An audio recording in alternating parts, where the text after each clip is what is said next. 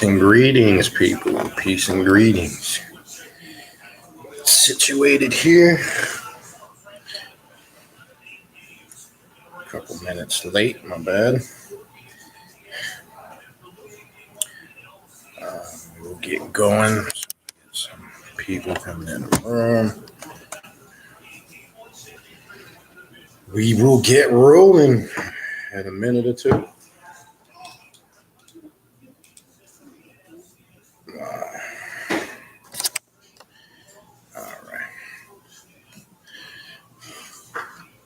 Peace, Brother Kendrick.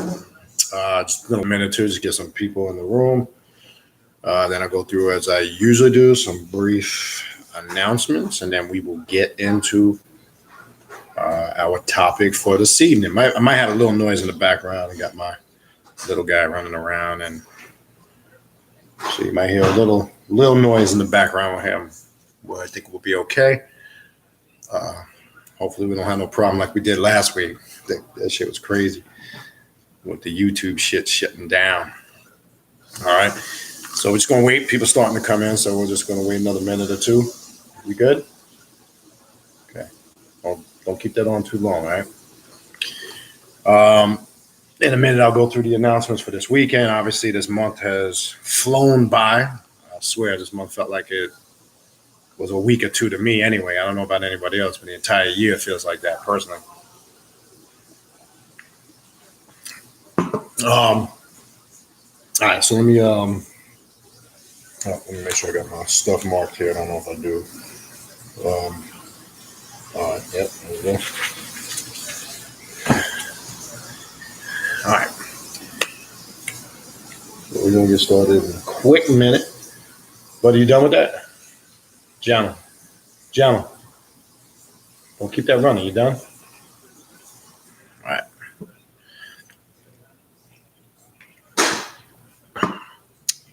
All right, let me rip through the announcements real quick to get that preliminary stuff out of the way. First and foremost, I know some people have reached out through some emails. I've been extremely busy with business and with the event coming up this weekend.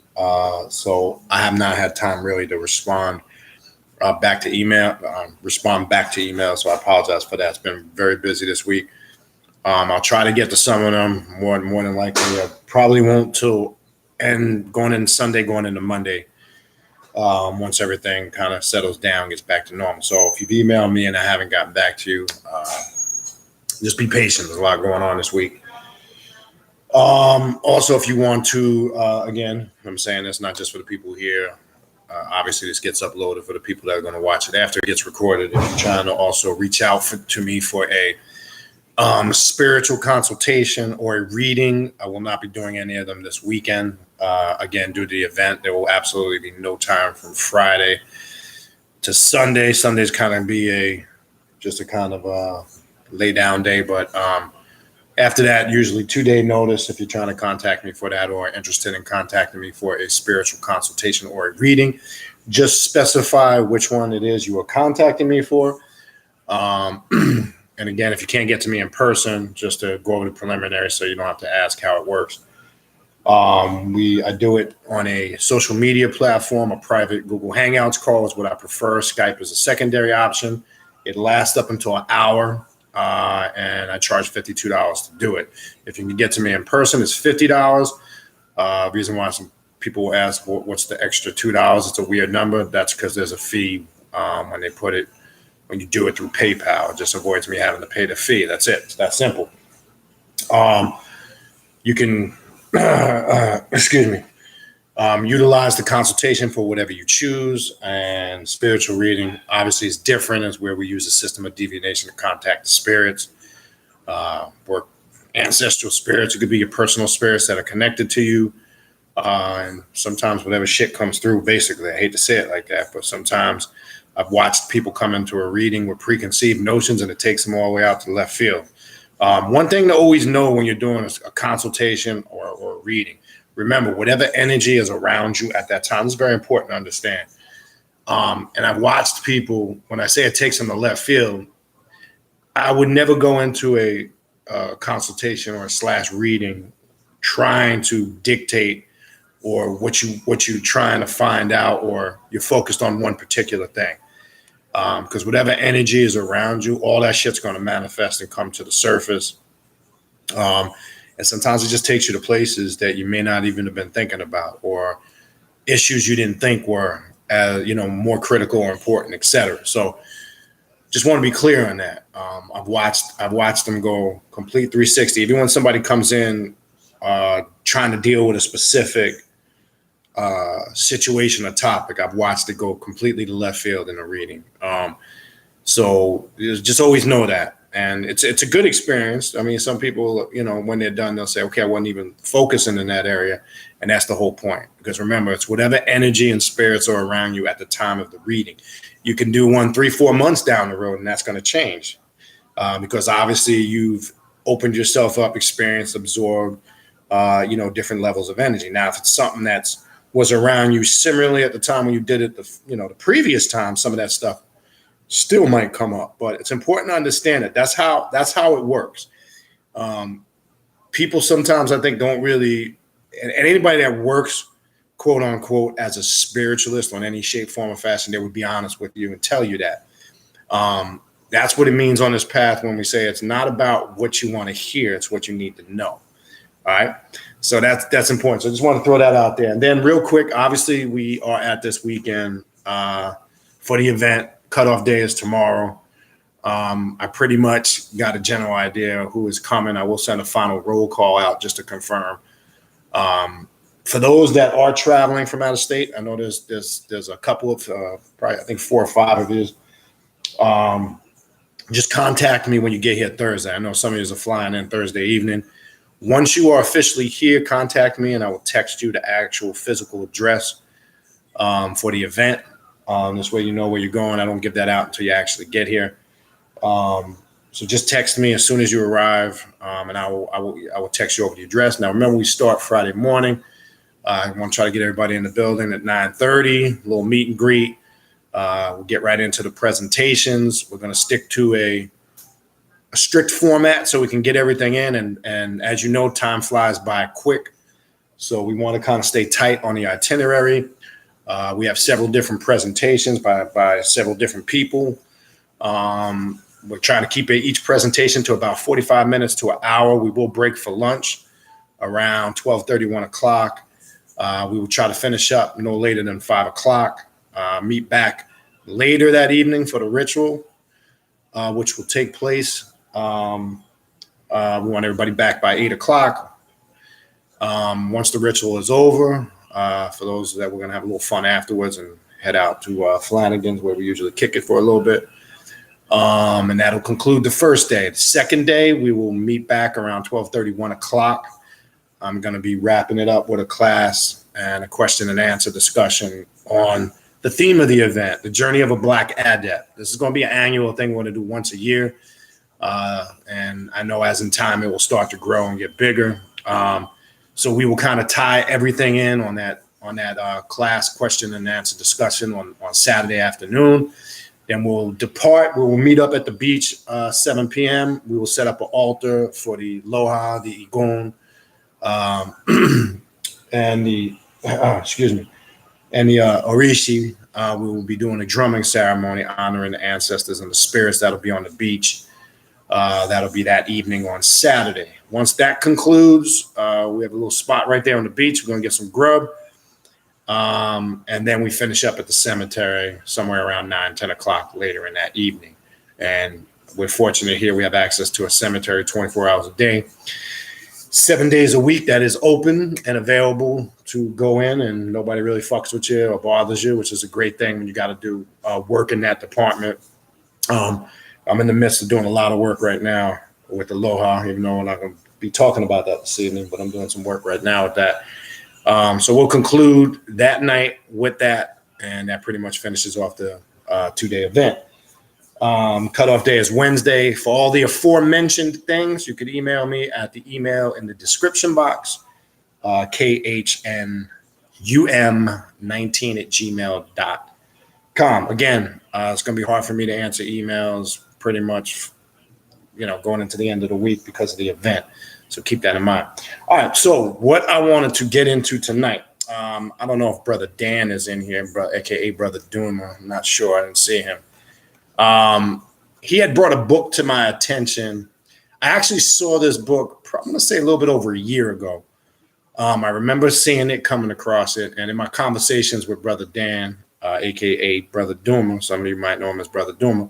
Okay, that's you. Okay, you changed your name. I just realized I see your picture. All right, I didn't realize that was you. Changed your name. Okay, so let's say Duma Ken. We'll call him by the name he's got now, Rez. In a conversation we had a couple of months ago, he had brought it to my attention again, and when he showed it to me, I remember seeing it, but I never actually got the book. Obviously when things go on, I've totally slipped my mind. So he's like, yeah, brother Benita, you need to check this book out. So I finally got it a couple of months ago. I finally got a chance to go through it. And there's a lot of good information in there. The book is the Ascetian Bible. Probably going to do a couple week series on this because there's a lot of information in here. Some of you might be familiar with it and already have it. It's by Louis Marquez, Marquez, the Ascetian Bible. He brought it to my attention, so I finally went around and got it a few months back, and I went through it, and I said, yeah, this is some good shit in here because it's in line with a lot of the stuff, that we talk about as far as the origin of what we're calling vampirism having its roots in ancient Egypt. And I say ancient Egypt. The title itself, the very fact that they use the name Aset as opposed to Isis is kind of tips you off that they're going to get more into the origin. Because remember, when we're using all those Greek names on the surface, and again, there's nothing wrong with that, because even when you're working, like for an example, Set Typhonian magic, you're using some of the Greek attributes. Now, that question has come up a couple of times in the past. When I'm doing my rituals with Egyptian deities, should I use the Greek names or should I use the ancient? And I don't even want to say Kemetic, because as I said before, get locked in your head. The word Kemet is actually a Hebrew word. And it trips me out how a lot of people who claim to study Egypt, which is not even the correct name, I want to address some of the phonetics of the words that are improperly used today, because all of those things connect you to religion and the Greeks. Now, again, when you're working your rituals, as opposed to using Isis or Aset, it's really based on the individual. You understand? Really based on the individual. If you get the power out of working with one particular attribute or name than the other, that's entirely up to you. So it's not a matter of, because we got to stop approaching things what's right or wrong. Right or wrong is personal to the individual, especially when they're carrying out work. We got to stop getting caught up in that. Yes, we can get into the whole historical debate. Well, the Greek aspect of it came after. We know that. Whatever your spirit is connecting with, that's what you work with. I tend to work with more of the ancient names because I get more power out of it. I don't really focus on some of the more modern names from the last 46 dynasties. Remember, most of the information and the names we use in this work or that we're taught, you're getting the last 46 or the Hyksos dynasties, when the Greeks came into ancient Egypt and mixed in with the ancient Nubians. And this is where you get your Hyksos dynasties from, your Greek influence. So it's important to understand that. So whichever you resonate with, that's entirely up to you. It's personal.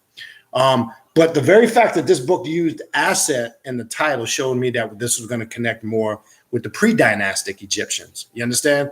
So as I went through the book and I said, this is going to shed a lot of clarity, because when people hear the term vampirism, right?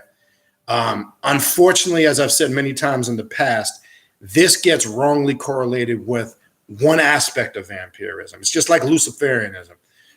Certain paths will dictate or present as if this is the tell-all on that path. When people hear vampirism, they don't really think it's an African or a Kemetic science, right? In those words, Egypt and Kemet, before I forget, and I've addressed this before in the past. Remember, when you're saying Kemet, you're using the root word chem or ham, which is a Hebrew word, which means black. So they say land of the blacks, but Kemet is a Hebrew word, and it ties you into religion. It takes you to the book of Genesis. So that was not the ancient name of what we call in Egypt, and that's not the name itself, Egypt, because Egypt is a Greek word that comes from the word Egyptos. The word Egyptos means simply when you had the Hyksos invaders or the Greek Indo-Aryan invaders come in and mix with the Nubians, they were called the Egyptos because the sun burnt their faces. All right. So that's where we get the term Egyptian or Egypt. So Egypt is not the correct name of the land. Okay. Kemet is not the correct name of the land. All those things tie you into Greek and biblical mythology. So the question is, what is the name of the land? Well, there's been many different titles that have transitioned over the years throughout history. This is important to understand because it's going to connect us to what we're going to get into. All right, some will use the name Tahmare, which is, the water, earth, sun. That was a title that was used at one point. You'll hear the term Alkebulan. Some will sit here and say, well, Alkebulan was at one time, that's what all of Africa was called. That's not true. Only the northern region of Africa was called that at one point. Then you can go back to a more ancient name, right? Nubia or Nuba, you'll see it spelled sometimes. Because remember, if you understand your history, real history, you will understand that the ancient Egyptian civilization came from the ancient Nubians, right? Hence, as you see, I've changed the name of the channel. I called it Mother Nubia for that, but I kind of just changed the name of the channel to my name to kind of for a broader perspective. But Nubia is the mother of all of this, all right? And you'll find out what we know as ancient Egyptian culture came from the ancient Nubians, what we know as Upper Aswan, Sudanese area. This is important to understand. So that was a name that predated all of the aforementioned, right? When you go back even further to the pre-dynastic Egyptians, you will find the name Tar, right? Spelt two A's. You will see it Ptah, which was a graftation of the name Tah. The Tarites was what ancient name that you will see on records. And the deity Tar is where this attribute comes from. Tar tied into a group of people we know called the Pygmies, right? The Pygmies and the Watusis. These we're going back to pre-dynastic Egyptians. These were your Neolithics that occupied the Nile region before there were pyramids, before anything we know of what we're titling today as Egyptian culture. This is important to understand because the science that we practice and the perspective that we're coming from has its origin in those areas. See, that's why I've been saying a lot lately in the last couple of months, stop putting exclusive titles on yourself because you're limiting your existence as far as how far back this information and spiritual knowledge goes. This is why I said you have to be versatile on this path, because when you connect to one aspect exclusively, it limits you. So you will see and you will find that all these modern day terms that they're using for ancient Egypt are not correct. And it's funny that they debate this stuff. So anybody that says that they deal with ancient Kemet, it's comical because it's not based on facts. Anyway, outside of the history thing, I don't want to get into too much of the history. I think you get the point. So I want to focus in this book. There's a section in, I believe it's chapter 3. Love peach Snapple. That's the only thing I drink is that and water. But anyway, I'm going to go into chapter 3. And the title of the video is the title of that chapter. And again, if you do not have this book, I would recommend you get this book. And more than likely, the next couple of weeks, I am going to do a series of information out of this book, okay? So the third chapter, why did I choose this? Why did I want to start with this chapter? Children of Aset, the Asetian Vampyres, right? You hear us talking about a lot, or you hear me talking about a lot, or us having this discussion a lot. There's always this one-sided representation of who Aset/Isis was, as far as how she is depicted historically, what she represented, and it's always this kind of stereo type aspect that, the standard, the motherly figure, just the basic things that we're all familiar with. And that's all great. But there's another aspect that's not really talked about on a wide scale level, which we're going to kind of discuss tonight. The sorceress / dark magician aspect of Aset. We've talked about it a lot. We've all had this discussion here before in the past, but we've talked about the story, many times, how she obtained the sacred name from Ra. We've mentioned that last week and many times before in the past, But let's get into other aspects. And this book kind of brings it out. All right. So I'm going to start with, and again, I will go to, when I'm finished, I will go through the chat once we're done covering the material and go through your questions and your comments as we usually do.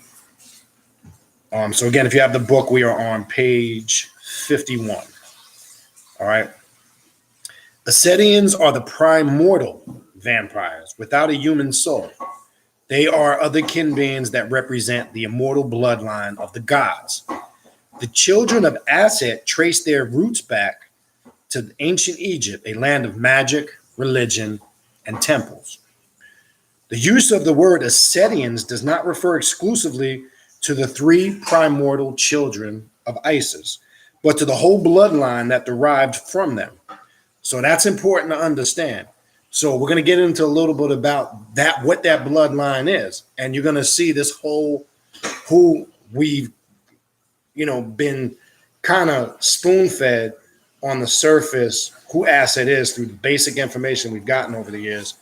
This is going to expand. It's going to get a little bit more vast. And remember, it's not just talking about the main children we're always taught about, but it's talking about the entire bloodline, all right?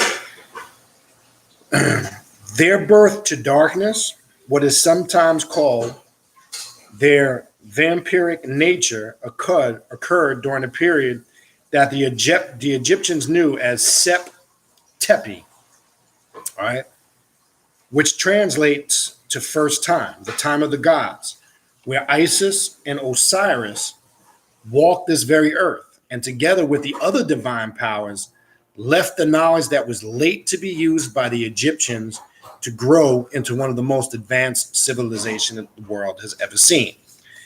The vampires of the house of Aset, the order of Aset Ka, and we know what the Ka is, right? We went over that, the Ka, the Ba, and the Ak, are not vampires from fiction or myth, right? When we're talking about, on this book, or when I'm speaking on vampirism, and even though one other story I've recommended people to check out, Second Pep, etc. When we're talking vampirism, this is the essence and the origin that we are tracing this spiritual practice back to. This is the core essence of it. And I want to make that clear because you might run into other modern day aspects of vampirism, because is there one aspect of vampirism? No, just like everything else. There's not just one aspect of Luciferianism. There's not just one aspect of Babylonian magic. Whatever spirit, there's just like there's not one aspect of Christianity, right? There's a million of them.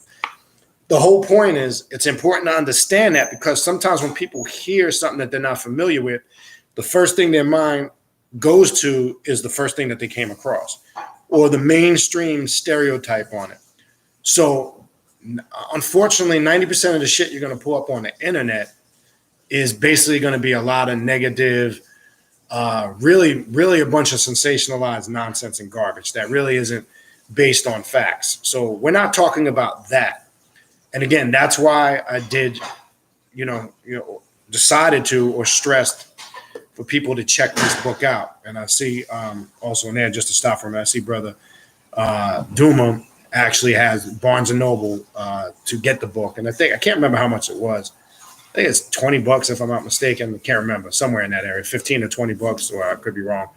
But anyway, it's not an expensive book. It's worth it, because if you really want to understand, if you've read Second Pep, and there are sections that Michael W. Ford goes into he goes back and traces it to the 4th dynasty of Unas, the pharaoh. And you heard me mention that. You can actually research that yourself outside just of him being the source. But that was one of the reasons why a few years ago I had pointed that book out, because he was one of the few that was really connecting vampirism on a wide scale level back to ancient Egypt. And he gets back to the 4th dynasty during the time of Pharaoh Unas. But this is going to go back even further. Okay. Okay. The vampires of the house of Aset, the order of Aset, are not vampires from fiction or myth, nor are they New Age psychic vampires alike. They belong to a very specific metaphysical breed or otherkin bloodline, born thousands of years ago, long dead and reborn in an ever-changing world. Their souls linger forever and in silence they walk among us. So when we hear the term in ancient Egypt, eternal life, right? We wear this symbol, the Ankh, right? And as you can see, this is actually a vampire Ankh. And it has the red in it, which is a whole nother story. But we wear this symbol, not really understanding what it represents. I've heard all the different spins on it. Yes, there's different perspectives on it depending on what spiritual system you're coming from. It represents masculine and feminine energy. Feminine, I get all that. Represents eternal life. To a Mason, it's going to represent something else, et cetera, et cetera. The whole point is we're talking exclusively, when we trace it back to the essence, this is what that eternal life represents. What it just mentioned here. And they, as it said, they constantly walk among us in silence. You understand? That energy, when we're dealing with it, remember it said the primordial vampiric energy. Remember it said that in the very beginning, right? That is a constant.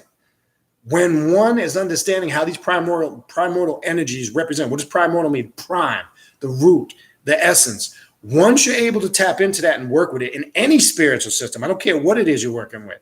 Could be Luciferianism, whatever it might be. Once you're tapping into the aspect of that, it's something that, like I said last week, once you tap into it, connect, it's always there. Even if you try to suppress it, it's there once you link yourself in. Now, how much you tap into it, facilitate and work with it depends on, what you put into it, okay? Or how much work and energy you're going to put into it, all right? All right.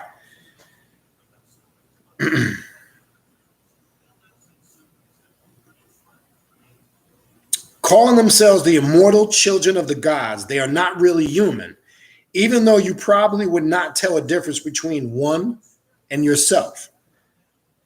At least if not being adept at metaphysics and energy sensing, occult inside the societies of this world, they endure the predators of mankind. All right? Vampirism. Let's talk about it a little bit now in this aspect. All right?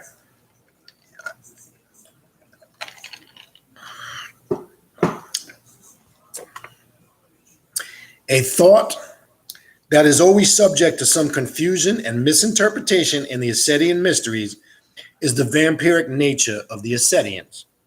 But what exactly is a vampire? Now, I've gone over this from other perspectives. Now we're going to go through it again because it's important, because I want to make this clear, not so much for people that are on this path, study, and are familiar with it. This may be now I'm speaking to maybe newer people that are just starting out in the path, or maybe you just randomly are going to stumble across this channel later on after it's uploaded. I want to get out of your mind, as I said before in the past, vampires aren't Dracula and Transylvania. Remember, Hollywood took this concept and sensationalized and ran with it. They're right about the connection to the blood, not the physical blood, as we said before. Real vampires do not drink and consume blood, right? When we talked about it, absorption of energy. And absorption of energy ties into your circulatory system. What fuels the circulatory system is the very blood that runs through your vein. So when you are absorbing energy from a vampiric method, you are tapping in to that aspect. It's an absorption of energy, right? Well, as like everything else, Hollywood will take shit, run with it, and sensationalize it. They use the aspects of the sun, right? They sensationalize it. It's not that sun destroys a vampire. It just means that a vampire or vampire energy is more powerful in the nocturnal hours. Now, it's funny because when dealing with quote unquote melanated sciences, an individual, regardless of how fair skin, light skin, or dark skin they are, your melanin is at its peak. Your neuromelanin is functioning at its high peak in the late midnight hours, not during the day. Contrary to belief, the daytime are the replenishing hours. Therefore, you get the term in vampirism, day side and night side. All it simply meant was that the power of the nocturnal vampire is more powerful in those darker hours, right? You'll see the symbol of the owl in some of these mysteries, right? The owl has what? Impeccable vision, right? Then you hear the term night owl. Well, if you were really honest with yourself, majority of people are at their spiritual peak and get most of their productive spiritual work done in the night hours, not in the daytime hours. And daytime is replenishing. But that concept with the sun and Dracula and blood was sensationalized through movies. Now, unfortunately, with all the technology, knowledge, and information we have access to as human beings, people will still fucking believe in these fairy tales, unfortunately. They still, when they hear the word vampires, they still think of the mythology with Transylvania and Dracula and how the story of an individual from that era, that was sensationalized, which I'm not going to focus on all that. But what I'm trying to basically get across is that stop thinking in your mind, if you are an individual, when you hear the term vampire or vampire, that's what a vampire is. That's not what a vampire is. That's a mythological concept that's been sensationalized throughout time, more so modern, recent time, in the last 50 plus years or so. So I want to eliminate that concept. This is going to go into it now and define what is real vampirism, or when we're talking from the perspective of the children of Aset, what are we talking about? What does it exactly mean? All right, let's get into it. A thought that is always subject to some confusion and misinterpretations in the Asetian mysteries, okay, is that most of the general human knowledge about vampirism, and I kind of just reiterated some of this, is based on the vampires from myth and lore, from the classic of fiction, Dracula, which took the Irish writer Bram Stoker in an 8-year research about the vampire myth and European folklore. That, despite being originally published in 1897, is still sold today. And I want to add, people still believe today that that's what, when you hear that term, that's what it is. To the romanticized vampires from New Orleans in the novels of Anne Rice, where some of her main characters from the Vampire Chronicles, which some of you might be familiar with that work, share their fictional world with a very real one. Like the vampires' residence on the Rue Royale, not far from the St. Louis Cemetery, one of the oldest in the country. And if you're in St. Louis, you should check that out. But the fact is that these stories and tales are very far from the true nature of real vampirism, okay? The same goes for the medieval lore, okay? And the whole conceptualization of vampires, where they were described as real monsters that arose from their own graves at night to seek the blood of the innocents, still far from the vampire's true origin, okay? But first, here's a quote from George Byron, but first on earth, as vampires sent, the corpse shall from its tomb be rent, then ghastly haunt their native place and suck the blood of all thy race. I get into this. Vampires and similar creatures can be found in nearly every culture around the world. The tales of the Vitalis from India are found in the Sanskrit folklore. Vampire-like demons called Lilu are known from the mysteries of Babylonia. And even before the blood-sucking Akaru were seen in the Sumerian mythology, in fact, one of these female demons named Lilitu was later adopted by the Jewish demonology, what we all know as Lilith, being an archetype still currently used in some ritualistic traditions of the left-hand path. But most of the well-known lore of the vampire comes from the Romanian and Slavic tales, the so-called Strigoi, Nosferatu, the Varkolachai, and among others.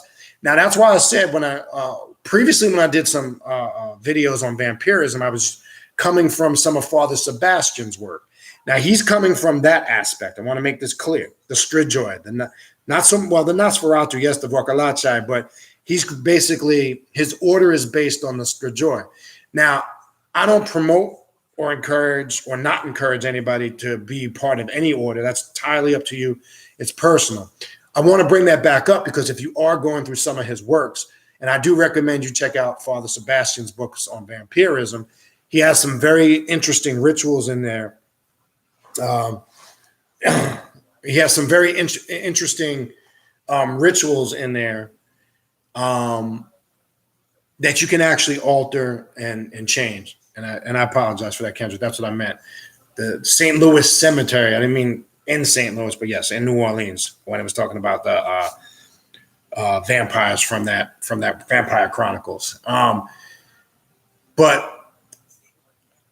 I want to make it clear when you're reading his works, and I reiterated that on the videos. I was no way promoting, and not in a bad way, or again, it's personal. I wasn't encouraging or promoting anybody per se to join his order. I personally don't connect with that current. Now, the reason why I said that, because if you're going to utilize works and make that adjustment to fit your personal work, I have taken certain stuff out of there and some work I've done with vampirism, but have altered the wording and changed things around to suit the path that I'm on. You can do that. Yes. For an example, I'll deal with the Asetian or the ancient Egyptian aspect of vampirism, but I can take a work out of there and alter the wording and change some of it around to suit my need. Remember, that's how you look at certain works and how you adjust or adapt it to what you're doing. So I want to make that clear. He is coming from the Strigoi, and in some of the rituals, it's important you change the wording because he is invoking that current in some of the rituals. So if your aim is not to tap into that specific current, I would suggest that's how you make your changes and your adaptations. Same thing with this. There might be something in here and some of the ritualistic work that you might want to change or you're not vibrating with or resonating with. Feel free to change and adapt. And again, that's not just with vampirism. As I've said many times, that's with anything, okay? All right. I think that point was clear. However, the true vampire as a real being and not the concept found around the world and in history as pure myth created by man has roots in ancient Egypt. These dark beings have been known under many different names over the centuries, being the name vampire a more recent word used to define these creatures of the night. When we refer to the vampire concept, the most basic and intrinsic definition is any sort of being that drains life force from others, right? So any being that drains life force from others. All right. And this assumption is correct, even though their motivations and reasons are often misunderstood.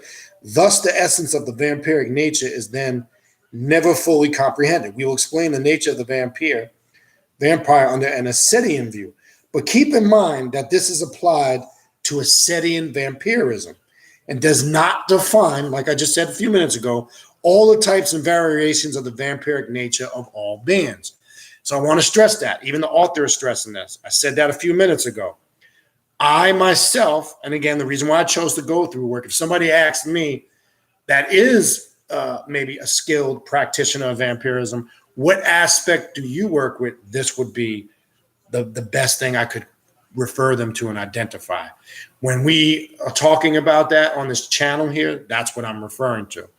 Now, why I referred to, again, some of the works, Father Sebastian, he is not really, now he mentions the connection with ancient Egypt. He doesn't get into it in depth. Then there is a cross-reference and influence and connection with him and Michael W. Ford, because Michael W. Ford has done some introductions in some of his works that for those that have read the books, you probably have seen that if you're familiar with the work. And I pointed again, as I mentioned earlier, the second Mapet book does give a lot of credence to its origins being in ancient Egypt. So I want to make it clear. That's what this video is about. The information I'm going to go over the next few weeks is coming from this perspective of vampirism. Not Dracula, not wearing goth. And again, I'm not knocking if that's what you do. That's your thing. Power to you. Not wearing all black and black eyeliner and looking like a ghoul and a goblin. Unfortunately, and again, I'm not knocking it. That's your thing. That's your stilo. That's how you like to roll and get down. Power to you. I'm not knocking it. But I want to make it clear. Unfortunately, the miseducated assume that that's what, when they think of somebody that's a practicing vampire, that's what they think of. And I want to make that clear. That's only one aspect of it. One aspect. And just as the author said here, as also, this is one aspect of it. But I will lay the claim that this is the origin of it. That's the key.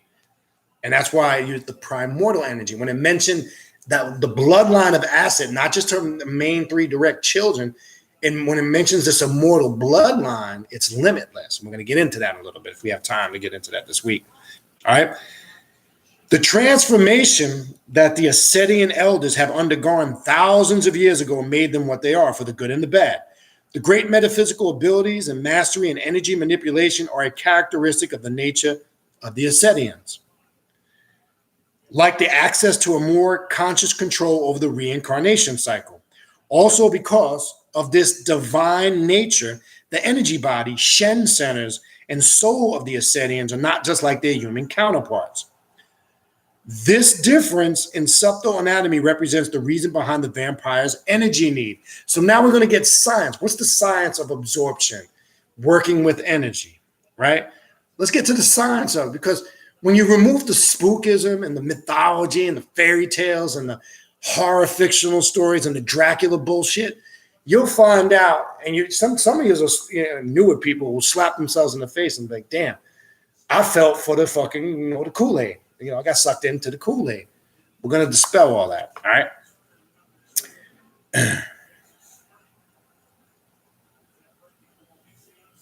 All right.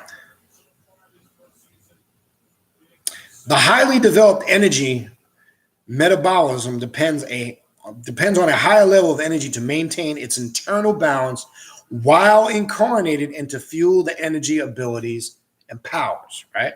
A human energy system constantly draws energy at different rates and speeds from the universal source.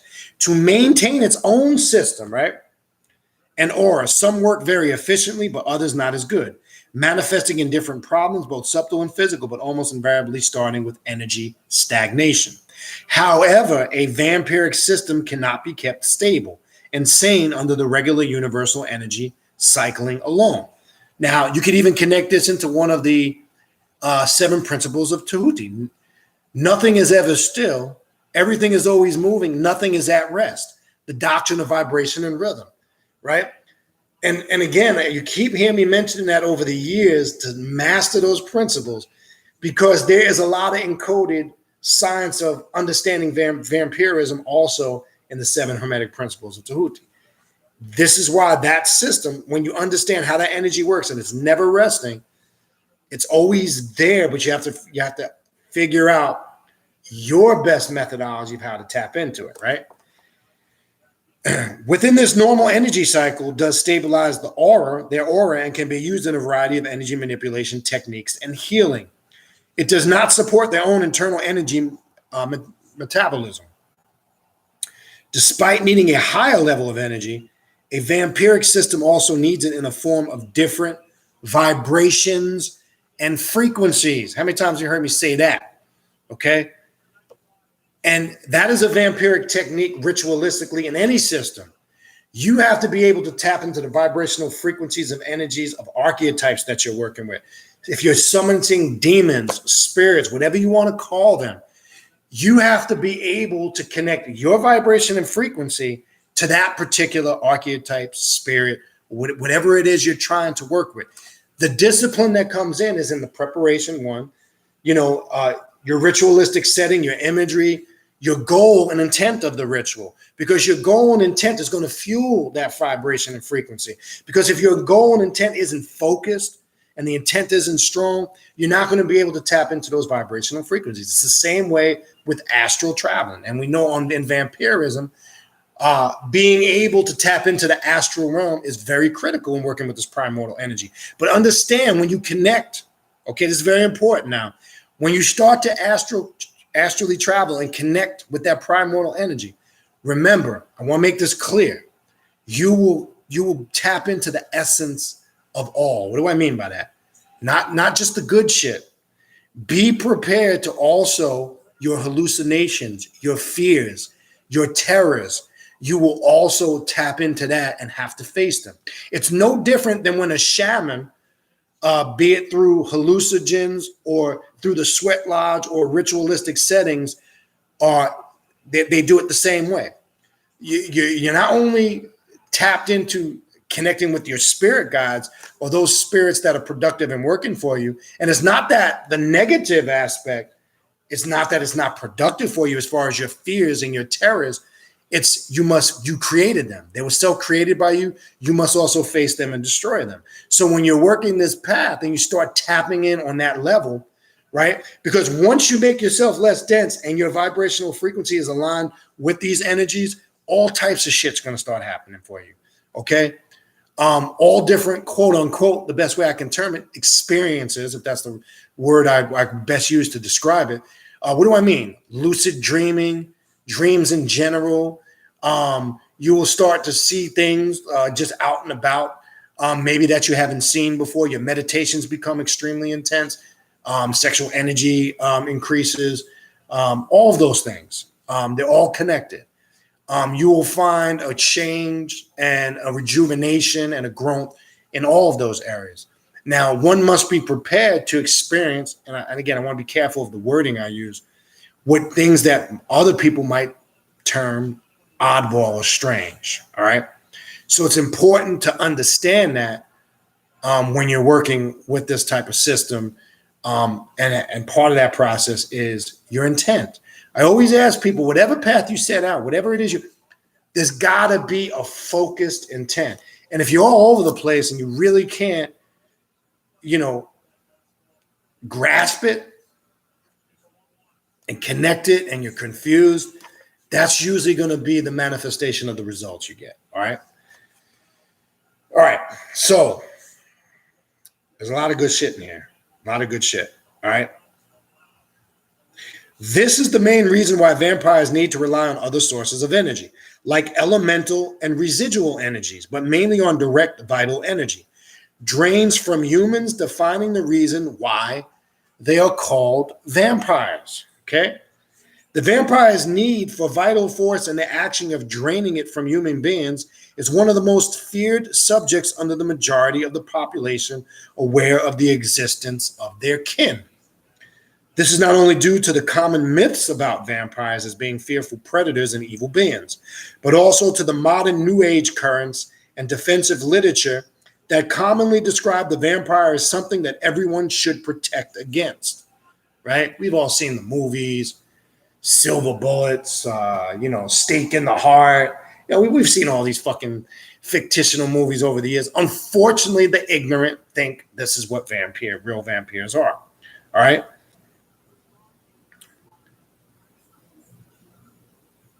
Again, without any attempt at trying to firstly understand its true nature. Should we believe that all of these myths, theories, and fears are wrong? Question mark. Very important. Hold on 1 second. Just trying to make sure I'll see how much I'm going to be able to get through this, because there's a lot. I ain't going to go through all this. I will skip after this section to Aset or Isis as a dark archetype. So if you have the book, mark page 65. That's the second part we're going to finish up with. But anyway, let me finish this section here. Should we believe that all of these myths, theories, and fears are wrong? No, but we can surely say that a better understanding of the vampire is crucial, and probably even better than all the defensive techniques that students from the New Age traditions are claimed to possess. While vampires are indeed predatory beings that can respond with damage and even lethal power if provoked, is there a dark side to this? You bet your ass there is. Can you invoke this dark energy and power in a destructive way? You bet your ass you can, okay? If need be, just like any dark magic system, but only when provoked and need be. Remember, a real adept of the black arts doesn't abuse the craft. See, you have to have respect for the craft, because when you're in the wrong and you're not, when I say in the wrong or the right, we're talking about if you're not justified. If you're utilizing dark magic and destructive forces just for revengeful tactics out of spite, jealousy, hatred, yes, you will get results, no doubt, but with a price that you're going to have to pay at the end. Trust me when I tell you that shit. If you are using it because you are in danger and you really have to use it to protect yourself, and you are using it in a sense to fight for those reasons, you are 100% justified. And as I said before, somebody had asked me, and I would never answer that open forum. Did you ever do a death spell? Why the fuck would I answer that on the internet? Okay, I'll leave that to the imagination. Need be. Anybody that practices, there's certain shit you just don't talk about. That's why I laugh when I see on the internet all these people talking about destructive magic they've done, and they're naming shit they did, and they're talking about what they did and how they did. That's all bullshit. All right. So I'm gonna make it clear. Any spiritualist that's on the internet talking about all the shit that they do, you know the old saying, real bad boys move in silence. And as you know, I don't sit here and talk about those things openly because it's foolish. And when I say it's foolish, first of all, anybody that's done work with me over the years, I don't need, again, to put up a web page and testimonials. I think that's a crock of shit. And that's all a marketing ploy. I don't need anybody that's got to profess how good they are is a confession of how good they're not. That's just, I found that out from experience. For people that have worked with me or are working with me now, you know how I work, you know how I roll, and it speaks for itself. That's it. So the only thing I tell people is work with me and experience it for yourself, if that's your choice or if that's your interest. But I get a kick out of all these buffoons on the internet who got diarrhea of the mouth and talk about how all this power they got. And then there's always the hustle that comes behind. They're trying to sell you something. Or they're on the videos cooning. You understand? Like I say, anybody that has any real power, you're not going to let everybody know everything. You'd be a fool if you did. That's anything in life. So, I mentioned before in the past, be careful of the hustlers and the cons, whether it's they're selling you Naga pots, whether they're selling you, they can create these, implements for you for a hefty fee. Be careful of all that shit, because all you see after that is all of the complaints and shit that went wrong. First of all, anybody that knows me knows how I work. I tell you what you need to do as far as you're going to do it and create it for yourself. If it's spiritual tools, whether it's destructive magic, whether it's stuff you're doing to create prosperity, whether it's cleansings, whatever it is you're doing by nature, I'm going to tell you exactly what you need, how you need to go about it. I'm not going to tell you how to do it. I'm going to push you in the right direction. I'm going to tell you what you need to gather, but guess who's going to gather the shit up? Guess who's going to charge it and put it together? You're going to do it yourself. See, any real spiritualist will tell you, okay, they'll fuck with you and say, well, yeah, I need to do it. They have these titles. I'm high priestess. I'm high priestess this. They create this illusion like they're the only ones that have the energy and the power to do it. And the illusion that they create is that you're weak and you don't know and you don't have the power to do it. That's the hype and that's the game. Once you start accepting that servitude mentality, that mental slave mentality, you start to believe that shit. And then you start to think, I don't have the power and the ability to do it. I need to go to this person because he's got a fancy title, or he's got, he lays claim to being such and such. And then you find out the shit don't work. And you know how many people I've dealt with over the years, clients I've worked with over the years, that when they went and did it themselves, one, there's a great sense of satisfaction, because when they get the results, they go, shit, I did this myself. It's a great feeling. Wow, if I would have known this before, I wouldn't have went to, high priestess such and such that charged me $2,000 to do some shit that didn't work. Because in essence, they prey upon the weakness of the mind. If they know that you're weak in the mind like that, they cast the illusion and the spell that you need to depend on me for some shit. That's not how I do spiritual work. I do spiritual work by opening you up to your abilities where you're going to do the shit for yourself. That's what a god or a goddess is. A god or a goddess don't need nobody to do shit for them. It don't mean in our journey we can't have teachers, guides, elders to assist us. But there's time, just like as a child, you got to let go of mommy and daddy's hand. The problem is a lot of motherfuckers want to belong to all these groups and organizations, and they want to be up under somebody. And I'm part of this group, and I'm this and I'm that, and that's my master teacher, or that's my this and that. When the fuck do you let go of the hands and stand on your own too and become your own god or goddess? Okay, I did a video last year sometime, or maybe further back. When does the student let go of the master's hand and become the master themselves? See, you're a slave if you want to keep staying in some system or up under somebody. If you're the type of motherfucker that needs to sit around and wait for somebody to tell you to do shit, guess what? Right? It mentioned, what's the key aspect of a vampire? They're predators. Now, you might hear that term and it comes off as being negative. No, it's not. There's two things in this world, and two things only. Sorry to bust your bubble. You're either predator or prey. Predator is somebody that's, again, get this. When you hear predator, get out of your mind like some vicious animal that attacks and sucks and eats blood. No, that's not what it's talking about. All right?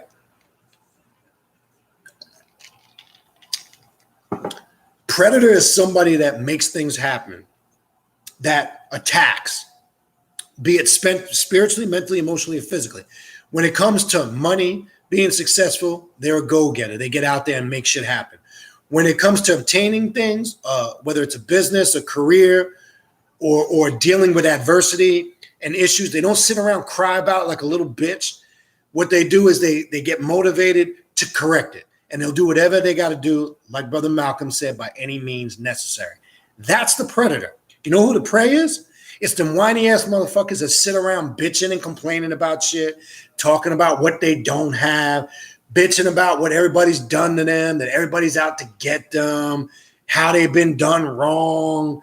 These are your prey. And that anybody that's a real vampire, when I see people like that, that's a motherfucker that I could take advantage of. When I say take advantage of, drain that motherfucker. Do you understand that? You're one of the two. There's no in between when understanding this science. You are either a predator or you're prey. That's no different when you hear me say you're either part of the experiment or you're controlling the experiment. Well, the predator controls the experiment. They're not part of it. He or she. We look at it like you are the puppet master, quote unquote, and you are controlling the strings of the puppet where you're not the puppet on the strings, being controlled by the puppet master. All right? It's important to understand. Okay? I think that point is clear. I would hope. All right? All right. So, while all right, we left off if provoked. Okay. It is not entirely true that the majority of the community does attack and harm people for no well-founded reason. Most of the vampires are kept to themselves and just don't want to be disturbed. That's pretty much me. About their inner matters by people outside of their metaphysical circle. When you got diarrhea of the mouth, like I say, one thing I can't stand are dudes that put all their personal business out there, like whiny high school bitches. That bothers the shit out of me. There's certain things you should not talk about outside of your personal circle or outside of yourself. The one thing I can't look, and I'm speaking from a male perspective. It's the only thing I can speak from. I can't stand those, again, dudes that, when I say this, I'm talking about that surface feminine type of female. So I'm not disrespecting feminine energy, because my definition of what real feminine energy isn't that girly girl feminine shit. All right. I want to make that clear. I'm talking about that girly girl feminine shit when dudes act like that. Okay. When you see dudes acting like bitches, backbiting, gossiping, that's bitch shit. Slandering, whining and bitching and complaining like they got their own menstrual cycle. Don't take that. It's not, I'm not trying to be offensive to that. That bothers me. You understand? That bothers me to an extreme point, because you are prey. Because when you play the role of the victim, it shows you're not on top of your shit. And that's why I keep my circle very small. Because I found out, we sit here, right, as men, and we'll sit here and complain how women do this and women do that. But I found out over the years, sometimes men can be even worse.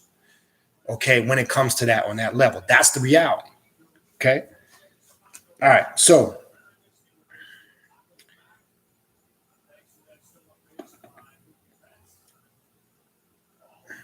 also, why a vampiric energy drain can be harmful to the victim's energy system on both physical and mental levels, a controlled and cautious drain from an aware donor by a responsible vampire can actually facilitate healing, promote new and fresh energy to be absorbed and cycled through the system, and even prevent malignant stagnation. So not all the consequences from vampiric actions are harmful, and actual people that can consciously rely on vampires' abilities with energy manipulation could be considered blessed and should certainly value it and treasure it without fearing the nature of the vampire out of misunderstanding. Despite the positive vampiric influence described above, this is important, people, pay attention. The irresponsible actions of a predatory being can be devastating. So caution is always recommended when contact is being established with an unknown vampire. Their metaphysical mastery can be potentially harmful when compared to the human ability to manipulate and control energy. This is why some of you get stuck in fucked up relationships And this is why you get addicted to somebody that even treats you like shit. Okay. Or this is why how you can't get over a bad relationship, even though the person has disowned you, disrespected you, and it's been a long amount of time, and you're still sucked in and drawn in. Guess what? There's your answer. You were the weaker one. You were the prey in that particular situation, not the predator. And when somebody has that dominance, and it could be, doesn't matter if it's male or female, it could be the female over the male or vice versa. Here is your explanation why. Ask yourself this and reflect back. Go back to your high school days when you were younger to the present. Why do people stay in fucked up abusive relationships? Ask yourself, when we all grew up as dudes, why we always see these girls that stay with these dudes that treated them like shit? Girls that were not only getting verbally abused, physically abused. And then what happens when you see a woman that constantly goes through a cycle of abusive, fucked up relationships? Right? Why would you be beating one relationship and then go into another one and another one and another one? Well, there's a multitude of dynamics to that, be it if it was something that was witnessed prior, maybe with her mother. That's part of it, not the telltale sign, though. It's usually a sign of insecurities, somebody that is a prey. Okay? So you have to understand, there's your explanation crystal clearly, okay, why you get sucked in and drawn into that energy, because you were the individual, be you male or female, that was dominated in that situation. All right?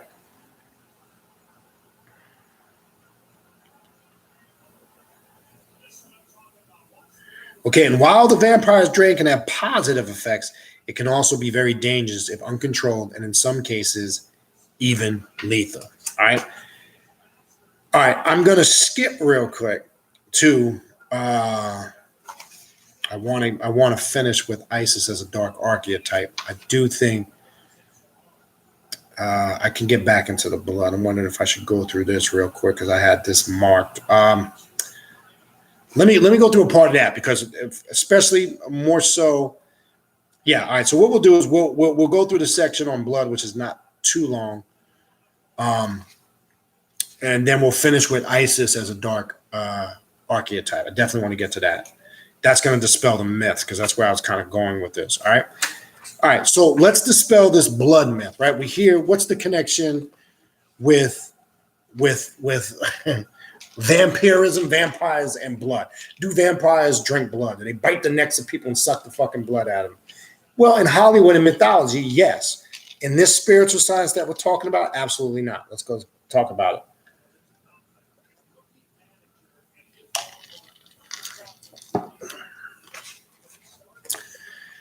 All right. The word blood is a common factor in many discourses about vampirism. And like many supposedly vampiric traditions, Asetian does not claim the relation between blood and vampirism is purely mythological and has no real importance to the modern vampire. However, its relation to vampirism is nowhere anything that is seen on the wide screen or read in fiction. Blood is the most wide. Now, here's the funny thing that I want to point out real quick. A religious person will sit here, right? And I've had conversations with Christians and people that deal with in some form of monotheism, whether it's non-denominational Christianity, Islam, and Judaism. They're so anti-blood, even they're so discriminatory, even against African traditions that incorporate animal sacrifice and blood. But the biggest motherfucking vampire you ever read about is the God of the Bible, because that motherfucker was a bloodthirsty, literal bloodthirsty vampire. Because when you're reading the Torah, the 5 books of Moses, right, just so we're clear and we understand, the Torah comprises Genesis, Exodus, Leviticus, Numbers, and Deuteronomy. They call that the Torah, the law, right, which has root in the word, by the way, of the Egyptian deity Tawarat, the crocodile deity. That gets into the whole science of the Hyksos and Thutmose. I'm not going to get into that right now.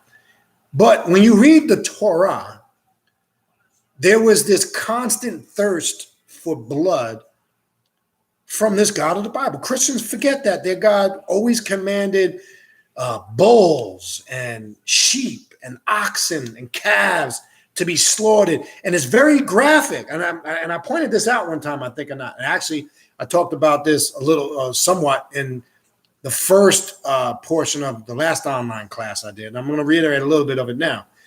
It's very vivid of where the blood should be the throat should be slit, blood should pour upon the altar. There's encoded vampirism in religion. The Catholic Mass, transubstantiation, is nothing but a vampiric rite, because they say transubstantiation is literally the body, the blood, the bread and the wine literally turned into the body and the blood of Jesus Christ, right? So every time you partake in a Catholic Mass or communion in general and other denominations, Presbyterian, whatever it might be, Episcopalian, they're literally telling you, they're doing a ritual. They're saying when the priest does the transubstantiation, he's literally saying this represents the body and the blood of Christ. And then what do? You go up there and you partake in the blood, right? This is a spiritual practice. This all goes back to when you go back into your Torah and the Levitical priesthood. If you pay attention, if you look at the old Catholic rite of the Mass, if you really study your history, you'll see a priest that connects themselves with the ancient traditions. You'll see him take the chalice and you'll see him take the host, and he'll go to the four corners of the altar. You'll see him do this to the chalice, to the back, right, to the left, north, south, east, west. That's a practice that goes back to the Levitical priesthood, right? Which, when we want to connect it back even further to real ancient Babylonian magic and Marduk, or who they call Melchizedek, the Ancient of Days, that's a whole nother story. You'll see him do that, okay? That blood connection has always been there. Like it said, there's roots of vampirism in all these cultures. You just have to look to see it, okay? So I find it hard, a group of people who are so hypocritical and judgmental against spiritual traditions that incorporate different aspects of blood, they're quick to judge, when their religion and foundation is built upon the premise of animal sacrifice and blood sacrifice. Then they'll get hypocritical, and here's my favorite. I love this one. Nah, see, brother, that's the Old Testament. I love how they make excuses, but it's still the core part of your faith. It's still the essence of your religion, okay? You see, by the blood of Christ, brother, now that's the true set, but you're still incorporating, that's the spiritual aspect. Even if it's just symbolic, what do you think we're dealing with here on a magical level? But it's still incorporating the principle that the life and the essence is in the blood. You understand? The essence is always in the blood, right? When you read in their Bible in the book of Genesis, right? It says from what? It says that you will be cursed, right? After so-called Eve, right, was tempted with the apple, which I'm not going to get into all this religious shit now. But it said that you'll be cursed to eat the dust of the ground, right? People miss something in there. It's talking about the blood. How do you know that? When you go back and look in the Hebrew word, what happens with blood when it granulates? What happens when blood dries up? It becomes a crystallized dust. It's talking about the blood. There's a lot of shit encoded in there that people don't see, that people don't catch. All right. But I want to say before, if you are a religious person that's stumbling across this topic and you're quick to be judgmental, really understand the history of your Bible and what type of God you're giving your allegiance to and worshiping. It's a God that requires blood, even to this day. Okay? Because whether it's Islam during the Feast of Idul, the Id feast, whether it's in some of these strict Hebrew, they still have Passover and they still carry out some of these traditions and some of the more orthodox sects of these religions. But they'll be the first to come across a topic like this and be judgmental. So I just wanted to point that out. All right. All right.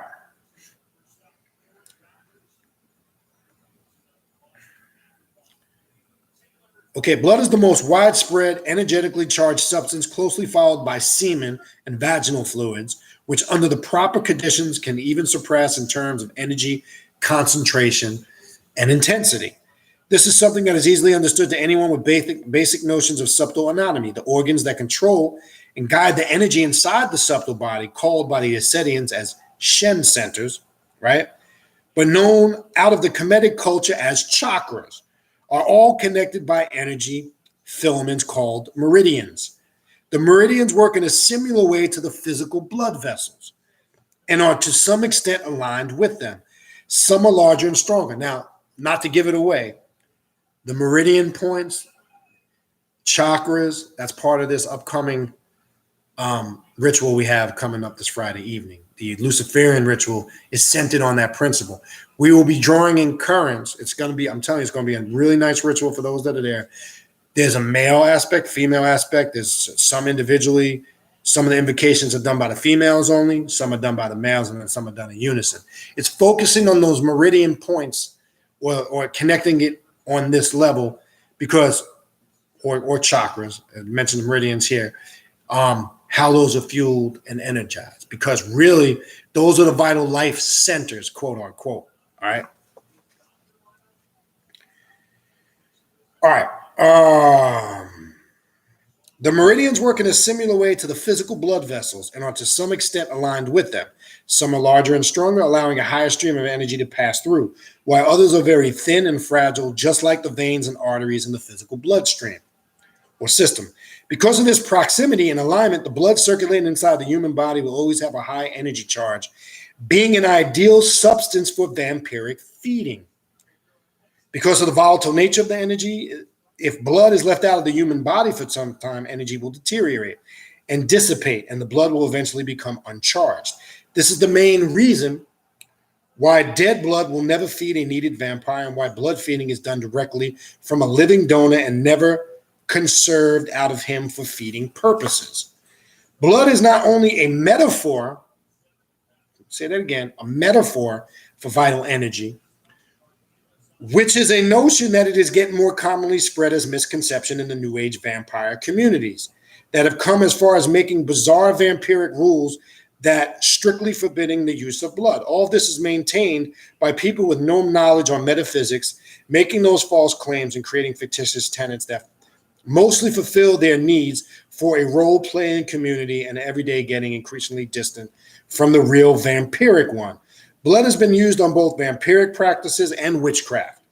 So it's showing you the literal aspect of working with it and the fictional aspect. Is there a literal aspect of working with it? Of course there is, because you see that blood is used in other ritualistic practices, but there's a certain system on it, right? All right. And while it is certainly a potent symbol that is also used in some practices as a tool for the projection of will, its function surely isn't only a metaphor for energy, but a vessel for life force itself. However, acknowledge this, many vampires don't even use blood as a feeding source, relying on more advanced metaphysical techniques to drain vital force from humans and nature. Now, there's a form of vampirism that I practice with archetypes, absorbing the consciousness of archetypes. I will carry out rituals for an example. Try this and create your own. I will take, it could be Tahuti, it could be Sekhmet. Whatever that archetype represents, I will create a visualization ritual for an example. If it's Sekhmet, I focus, because remember, it says Sekhmet devoured the blood of the gods, right? You read that about her in the pyramid text. You read about her in many of the stories of ancient Egypt. The warriors quoted that, as I mentioned before, in the Egyptian Dictionary of Gods and Goddesses. The exact pyramid text where that is written, you can find it. I can't recall it offhand. It says she drank the blood of the gods. It means she consumed the power of the gods. So I will do a vampiric ritual absorbing the consciousness and energy of what Sekhmet represents. She's a warrior. She clears obstructions from your path. She can destroy anything in its path. I focalize on that. I absorb that. I bring that energy within myself, and I try to connect that to something that I'm dealing with in everyday real life. This is how we work with this. This is a whole nother aspect to work with vampirism. One of the many. I can utilize that concept with whatever deity or archetype that I'm trying to work with. Try it. You'll find it's a very effective tool and a very effective method, absorbing the consciousness of what the archetype represents. You can kind of also connect that to chaos magic, because part of chaos magic is not only just evoking, but becoming, absorbing every aspect of what that deity represents. And I use the word absorption because the aspect of the process of absorption and how to utilize it varies on a wide level of degrees. So it's very important to understand. Okay. Where the fuck did I leave off? Some over here. Okay. Excuse-moi. Okay, but they still are aware of the connection between blood and energy and how highly charged the substance is with a vital force of its own, and not neglecting its use, power, and applicability as a tool not only to the unconscious mind and will, but also to actual magic, energy manipulation, and metaphysics. The same goes for highly charged substances like sexual fluids and saliva. Hence, you get the story Magic Word of Ra. Aset used Ra saliva. We're going to get into that. We're going to finish soon in a minute with the dark god aspect of Aset, which also retain living Ka impregnated with the fingerprint and essence of their owners. Now, here's a quote that the author inserted from the pyramid text. I am the redness which come forth from Aset. I am the blood that issued from Nephet. I am firmly bound up at the waist, and there is nothing which the gods can do for me, for I am the representative of Ra, and I do not die. The immortal bloodline of Aset, right? In the vampiric subculture, it is common to see the vampire divided into two separate categories. The psychic and the sanguinarian, more correctly called sanguinarius from the Latin. While these two definitions can be established in the form of feeding types of techniques, they cannot be truly differentiated on a real vampire analysis. The psychic vampirism refers specifically to vampires that feed by draining vital energy from living beings or the environment without the need to draw blood. That's what I would categorize the practice that I would use on a daily basis. And usually without physical contact, sometimes also called pranic vampirism, while the sanguinarians are connected with the vampires that ingest physical blood from humans to feed their energy needs. The fact is that any true vampire can feed in both ways. While some have such a peculiar energy, metabolism that draining blood is almost essential to maintain its subtle balance. Others can rely on energy drains only without any physical substance involved. At the same time, any sanguinarian vampire can and does drain vital energy by psychic means. So despite the separation found in the vampire lifestyle community, there are no psychic vampires apart from sanguinarian ones. A true vampire is both. The feeding being strictly psychic, also sanguine, will reflect the vampire's internal energy system, or more commonly, just an option, ethics, and above all, personal taste. There are also the main reasons why some vampirism or vampires feel drawn towards blood, a feeling they sometimes call as an uncontrollable thirst, but also not reflected in every vampire. To vampires with a lower energy metabolism, they can even have no feelings at all towards blood. All right. I think I can. Oh, okay, let me finish this last section here. All right. So last three paragraphs, and then I'm going to finish with Aset. And then we'll take the questions and the comments. And I hope you got some questions and comments about this. If you're listening to this and you don't, something wrong with you. All right. As many things with the vampire subculture, there are no defined rules and defaults. While blood donors to sanguinarians are mostly people intimate to the vampire and certainly aware of what is happening and giving their own blood willingly. So let me say this. If you are an individual that uses the literal aspect of it, you see there is a controlled, disciplined method of it. Obviously, as mentioned before, you couldn't consume physically of somebody that was sick or ill. That would be ridiculous. So vampires don't go around biting anybody on the neck and sucking their blood. So there is a literally disciplined control aspect if that is the aspect that you're dealing with. I'm not coming from that aspect. I can only speak for myself.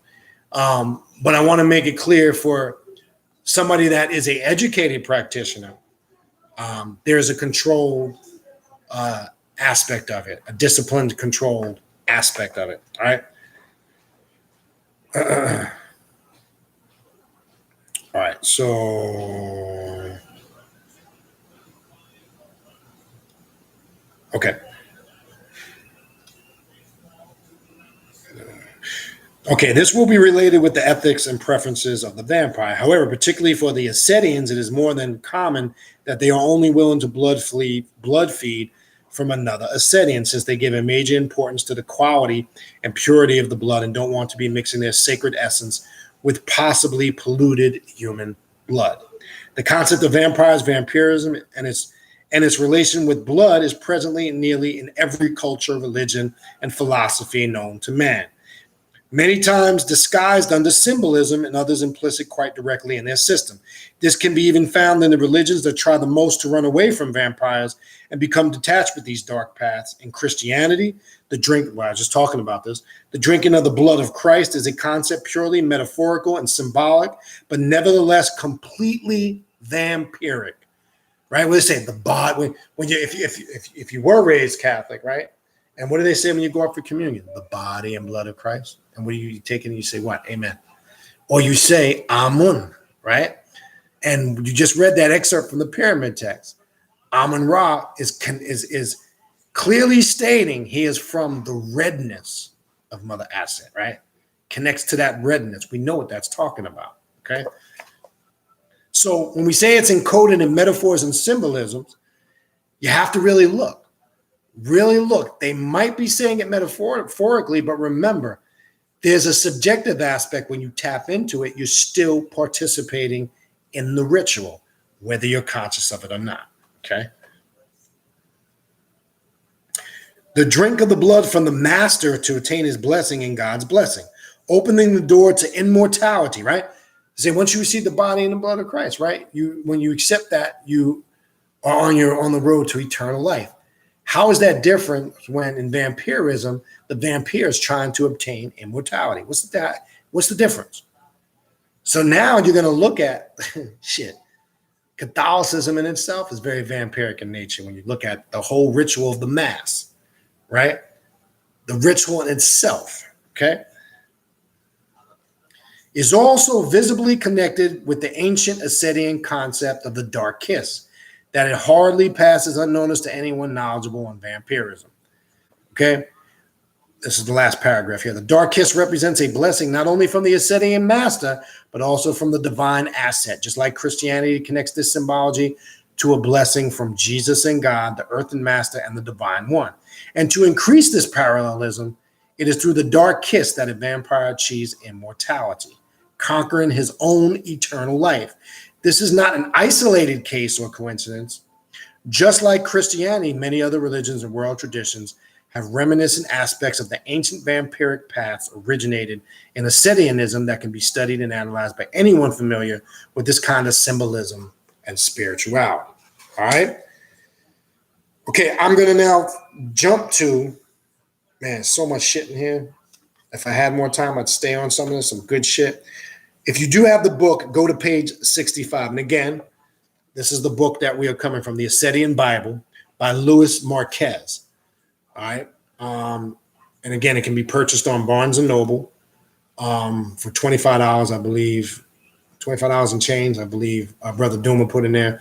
I had said in the beginning of the video, this was a book that Brother Duma had brought to my attention a few months back, a couple months ago, not too long ago.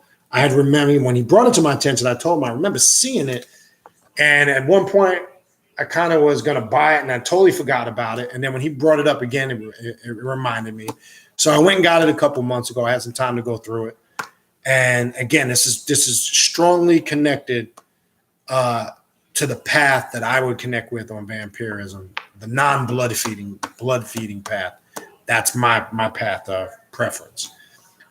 And also understanding in that process, there's not one particular path. All right. So let's go to, it's a short section, but it really, really covers the core. We'll finish with that. And as I said, I'm going to do a couple of weeks on this, probably 3, I'm going to say, because there's so much material in here I would like to cover.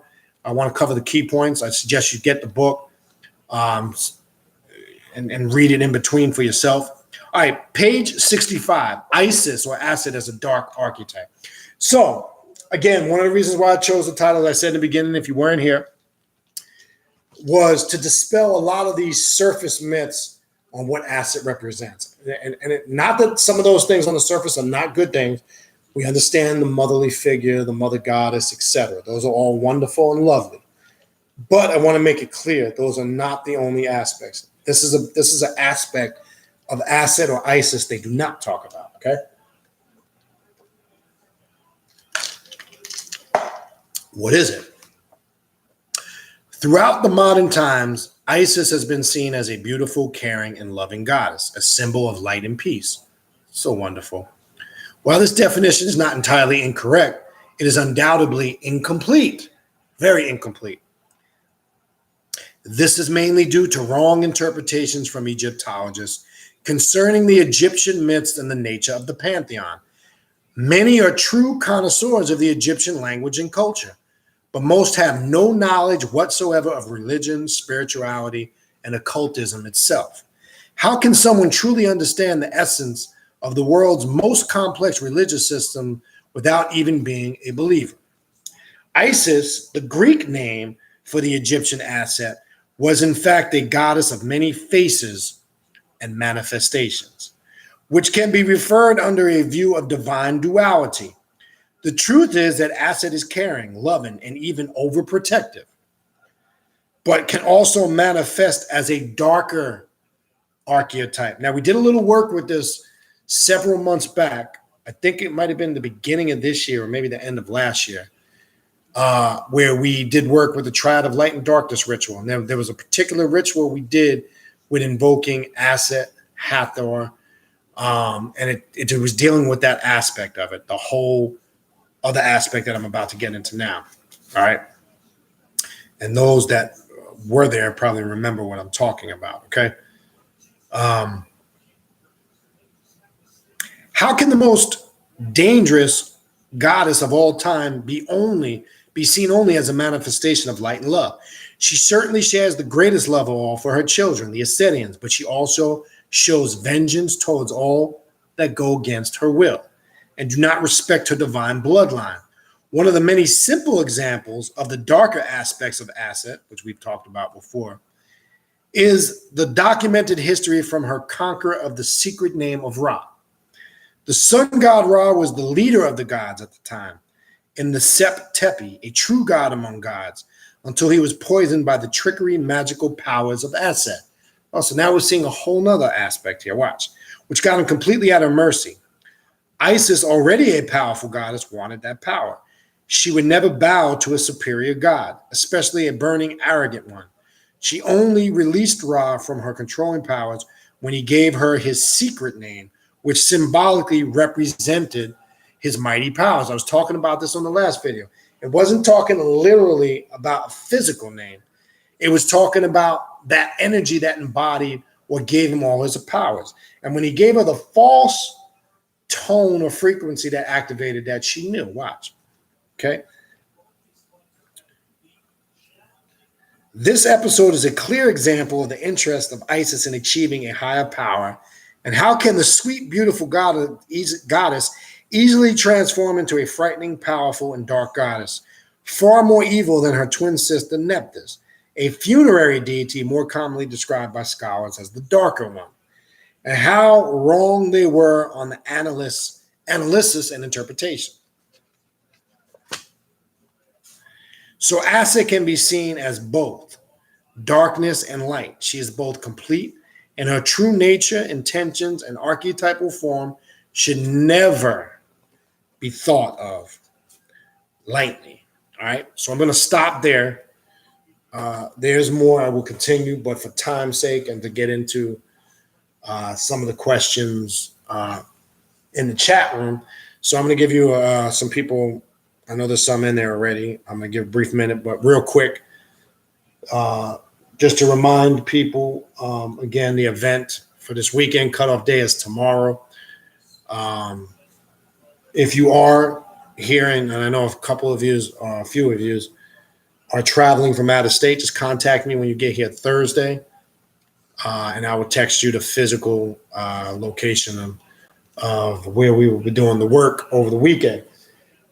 Again, we will start Friday.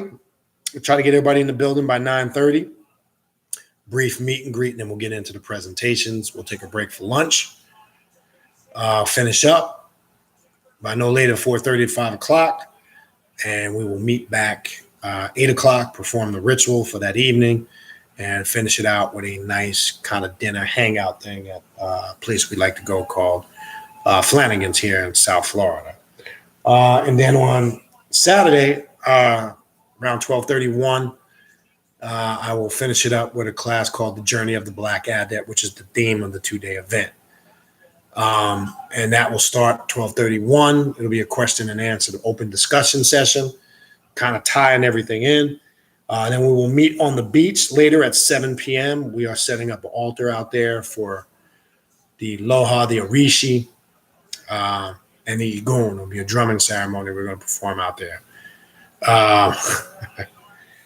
And then we will finish up. We will have there's a restaurant right there on the beach. We will eat afterwards and close it out with a ritual at the cemetery around 9:30, 10-ish, somewhere in that area. So it's important we stick to the itinerary. A lot of stuff to cover in 2 days. And for the sake of time, we will want people to be on time, and we want to stay in line and in sequence with that itinerary. All right. So again, for any of those things, the events, online classes too. I know some of you signed up for that. That'll begin on November 10th. So for information on online classes, the events, consultations or readings, again, the email in the description box you see on all the videos, khnum19@gmail.com. Maybe if my moderator can be so lovely to type that in. The email address, I know it's in the box for maybe those that don't know. If you could type that email address in, that's where you can contact us. All right. So having said that, I am going to scroll up to the top. So if you just recently typed a question in, be patient. It's not that I'm ignoring you. I will get to it. I'm going to start from the very top of the chat like we always do, and then work my way to the bottom. All right, so peace and greetings. If I did not greet you personally, I know I will see some of you this weekend. I know Sister Myra, I will see you will be at the event this weekend.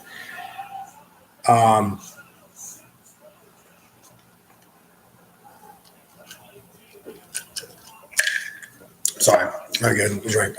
So again, peace and greetings. If I did not greet you personally, all right. All right, so let's see. Again, I will skip the personal conversation amongst each other for time's sake. I will not read that unless it's in relation to something that we're talking about. All right. Okay.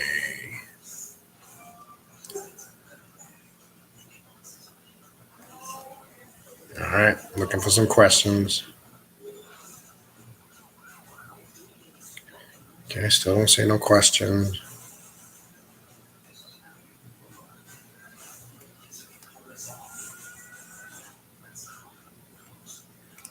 Okay, looking for questions.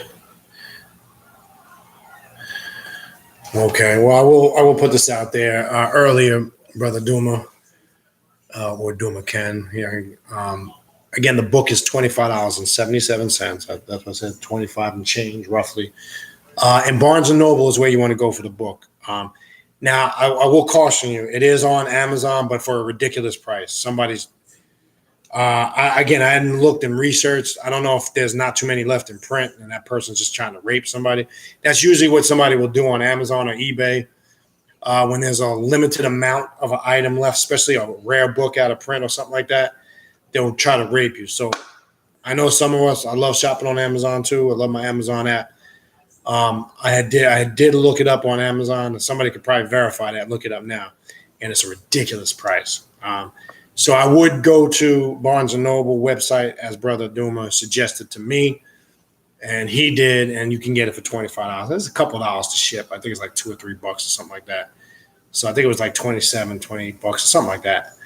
I definitely, if this is one of your areas, your study areas of interest, or if this is something you're interested in incorporating in your spirituality, along with the second Mapep, along with Father Sebastian's works, I would compare all these aspects of vampirism. As I said, Luciferianism represents the mind state. You're going to understand that after this weekend.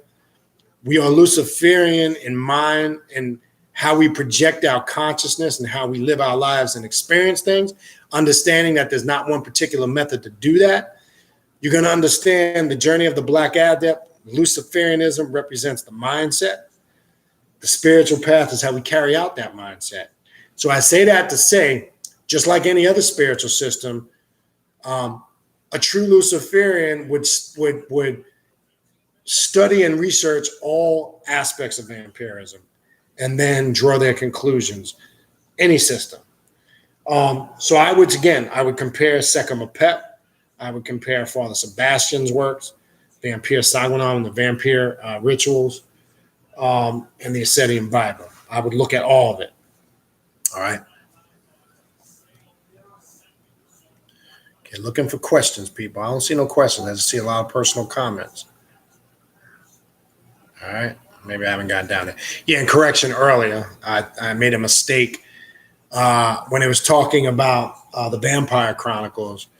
And a lot of those stories of the New Orleans vampires, there's a cemetery, the St. Louis Cemetery. I was not paying attention as I was speaking. I didn't mean to say the cemetery was in St. Louis. I meant to say the cemetery in St. Louis in New Orleans. So I just wanted to clarify that. And Brother Kendrick, I definitely got to get with you. I plan on taking a trip there very soon to research some of the voodoo hoodoo roots, since that's something I work with.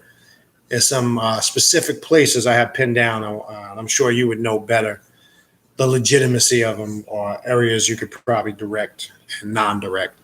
For those that are practitioners of the voodoo hoodoo tradition, I want to make that clear. And even there's a vampire connection there too, with the whole New Orleans area. A lot of the systems that are connected to the core of the essence of us as ancestors, or our ancestors in America.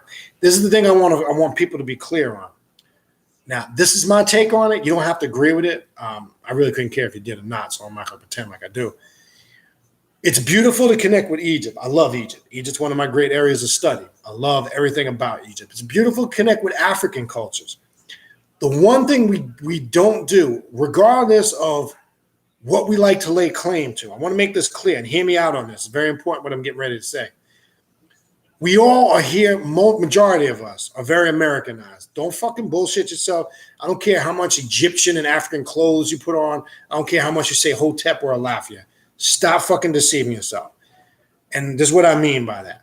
And I'm not saying there's anything wrong with identifying with that.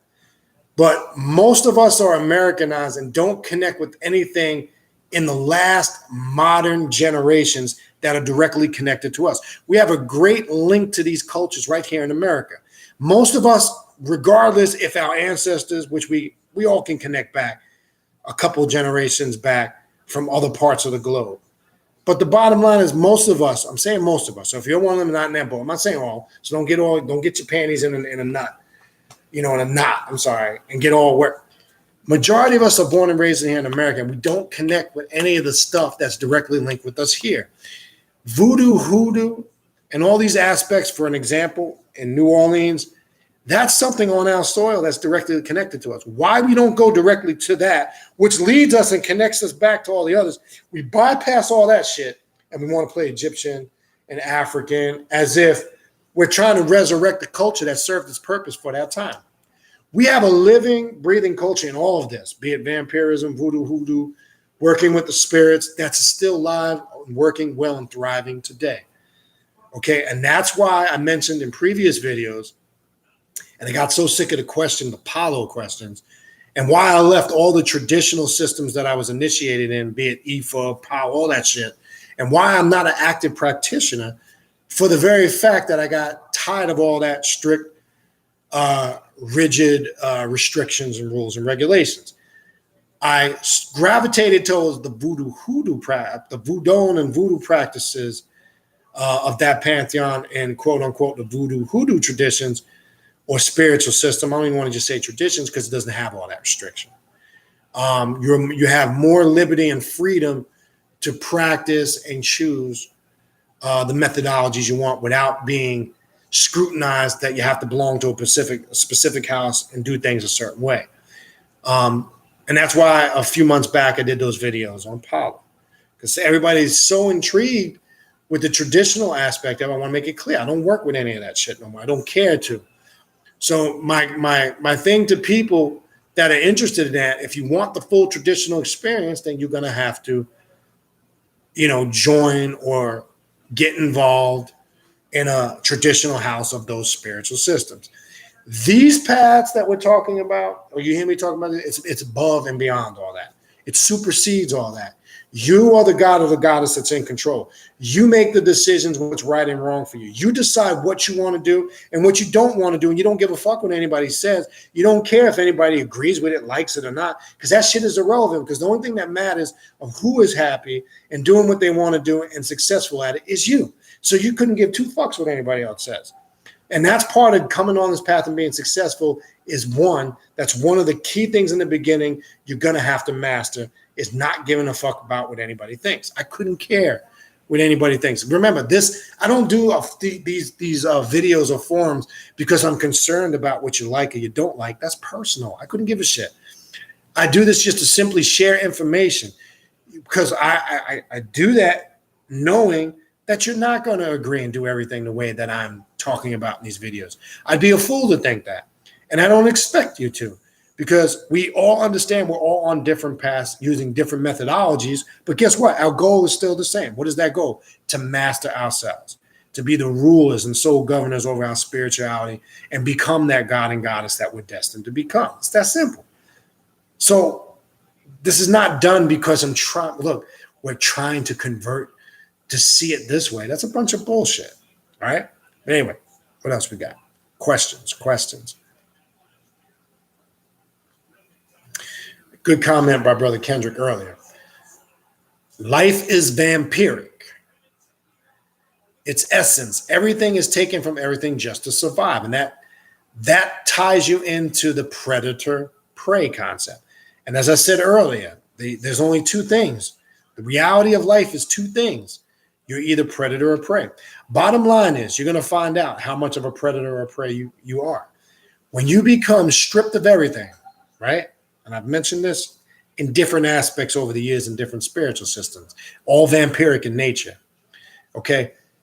When your back is put against the wall and you're stripped of everything, your livelihood, your finances, your food, your hunger, you know what you're going to do? I know what I would do. I'm make this clear. Take it as you want. I'd be damned I'd go broke or hungry. If I had to resort to going in somebody else's pockets, you best believe I'm going to do that. Only if need be. I'm just saying, don't judge, because if your back is put against the wall to survive, don't sit there and doubt what you would or would not do. That goes to show you, and I'm confirming and piggybacking off of Brother Kendrick's statement, that is the essence of what successful existence is about. You're predator or prey. Look, everybody gets up every day to be the winner. Nobody wants to finish in second place. Nobody wants honorable mention. That's the problem with society today and these soft little marshmallowy bitch-ass kids that society is raising. Everybody's kid is special. Everybody gets a trophy now in sports for finishing last. Everybody gets a participation trophy, right? That's done for a reason now, because that is mental indoctrination on a whole nother level. And most of those kids, sad, and I don't raise my son like that. Let me give you an example. One thing I was proud of my son this past Saturday, he just turned 5 last Thursday. Little guy, not the big guy. Big guy is too fucking big. And he just got bumped up to 5 to 7-year-olds, right? Just turned 5. The kids are bigger and stronger. It's the first game out there. They go from playing 30-minute games to 60-minute games. He just got right out there, got in the mix, and it gets a little physical and aggressive. Got knocked down several times, got right back up, scored a goal, and got player of the game. And he was out there battling for an hour. And it wasn't just the goal and getting player of the game. That's a great accolade. That's not what made me proud. What made me proud is him taking the hits and getting right the fuck back up and not being afraid to get right back in there in the mix. Nowadays, these kids cry.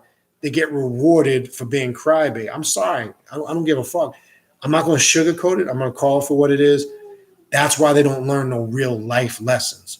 And this is what molds them into becoming praised later in life. Because when you think you're entitled to some shit without earning it, you create this illusion of deception. See, we all bitch and complain about shit we don't have because we haven't earned the right to get it. What do I mean by that? We haven't gone out there and become motivated to do something about it. So now these kids get rewarded for just participating. Here's a participation trophy. You all are wonderful. Where the real world tells us completely different. When it comes now, take that philosophy and apply it in real world everyday life, you'll get eaten up. Because guess what? When it comes to money, education, survival, and housing, everybody doesn't get a participation trophy. You either have the credentials and the body of work to validate it, or you're left in the dust. So we have one aspect where they start them out young now in society, showing them the wrong way, and they're really subliminally conditioning them to be praised later in life if they don't figure it out. Hopefully at some point, some of them will evolve and become mature enough to see, okay, I see the bullshit from then to now, but unfortunately, reality is not all of them will.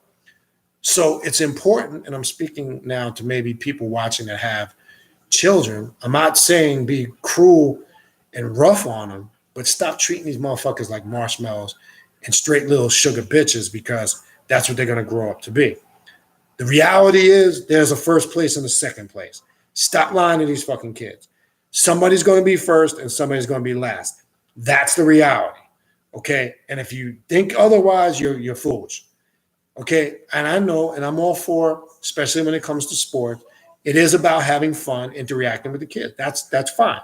But it is also about winning, not winning in a ridiculous, reckless, abandoned sense where because I've seen how parents can become fanatical about that. So there is a flip side to that. But the reality is there has to be a winner and there has to be a loser. Creating this false illusion that everybody's equal. We're all peace and love. Let's hold hands.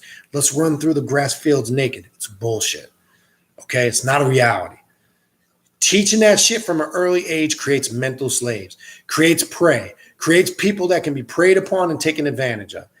That's the reality. You don't have to agree with it. I couldn't give two shits if you do or you don't. I couldn't care if you like it or love it. The bottom line is that's the truth and that's the reality of it. And now you will see as these kids get older who got it and who didn't. Because in the era where we grew up now, all right, I'm going to get a little old school and throwback. If you're my age, and it's sad because you hear this a lot. I used to laugh at shit my parents would say, and now I'm starting to sound like my parents in 2018. I'm 47 years old, right? You go back to the era, I'm born in the early 70s. I'm a 70s, 80s baby. It was a different life. You understand, you couldn't be the bit. You couldn't act like, be soft or weak. The way where I grew up, how we grew up, you had to be able to hold your own. Parents dealt with you differently. Parents could whoop that ass out in public, not have to worry about it. There was none of this, no, you're crying. It's okay. You're special. No, you fucked up. You got your ass whooped. That's just the way it was. You talked back. You got your ass beat. You understand? You sucked at something. You were told you sucked at something. How many times my father said, you suck at that sport. Try another sport. No, you should just keep trying. It's not about if you're good or bad or not. It's just about if you love it, do it. Fuck that. Teach the kid right. Why waste the motherfucker? If you suck at it, you suck at it. Try to find something else to invest your time. This was the way that we grew up. You understand? Now it's you get a reward for participating. It's so cute. But anyway, not to go on a tangent, but that Kendrick's comments sparked that. All right.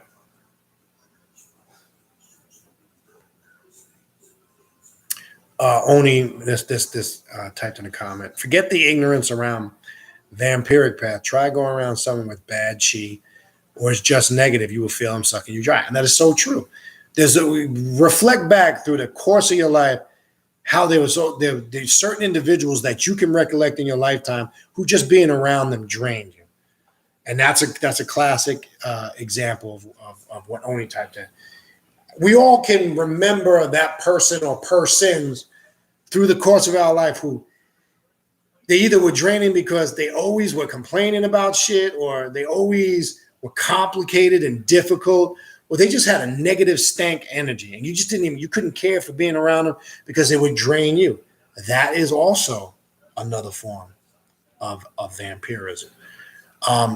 when you're able to tap into the frequencies, vibrational energy of an individual, right? I've mentioned this before in the past. You walk into a room, you sense the vibe of the place. Like, how many times we use that, not really knowing it's vampiric in nature. Like we walk into a club or a party or a function or event. Yo, I'm feeling this, man. I like this vibe here, right? It charges us up, right? Our vibes are high. We, if it's a party, think about how many of us went to house parties or basement parties and backyard parties back in the day. Anyway, that's what we did back in the day. You got in, like, man, this party's slamming, man. The music is hype. The food is good. The people. That's vampiric in nature. You feed off of that energy and you have a great time, right? Your vibrational frequency goes up. Now, how it also works reverse. How many of us have walked to a spot like, yo, man, I ain't feeling this shit. Right? This place is creepy, or yo, this vibe is negative in here. I'm feeling a lot of hate and that's vampiric in nature. That's an aspect of being able to identify, tap into the vibrational and frequency and energy. You may not have thought that was vampiric in nature, but you were doing it or have been doing it your entire life. It's about understanding the absorption of energies and how you absorb that energy, facilitate it, and put it into practice, or whether you're just going to toss it aside and not fuck with it at all, right? We do this on a daily basis, whether we're conscious of it or not. And I use that back in the day. I can reflect back now. I look at it now from understanding the science, and how many times did I walk into a place and go, man, this place is hype. I'm loving the energy and the vibe in here. And I could also reflect on the times where I'm not feeling this shit. I'm out. You understand? It works both ways. Well, that's you using that higher primordial energy that I mentioned in the very beginning of the excerpts that I was reading from the Ascetian Bible. All right? It's a beautiful tool if you know how to use it. All right? So it's the Stonian types, and the pendulum swings both ways. That applies on so many levels, right? The pendulum can shift to this way, the left, depending on which way you're facing, or the right, but needs to be somewhere in the middle, not stagnated, because I don't like to use the word balancement. This is why. But remember, nothing rests. All things are constantly moving, Hermetic principle.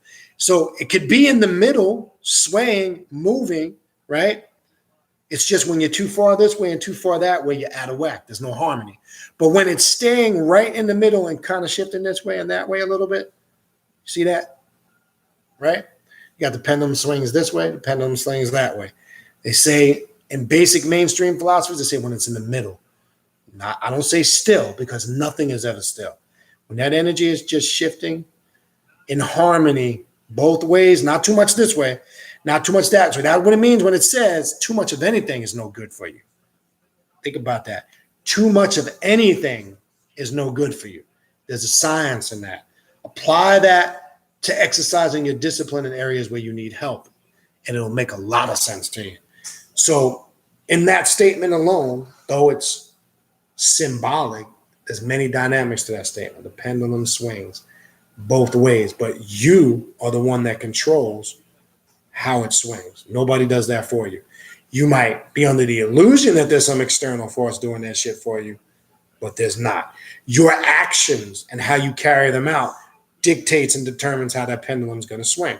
So in the end, who's responsible? You. Who's responsible for your success and your failures? You. Who's responsible for if you don't get shit done or you do get shit done? You. Very simple.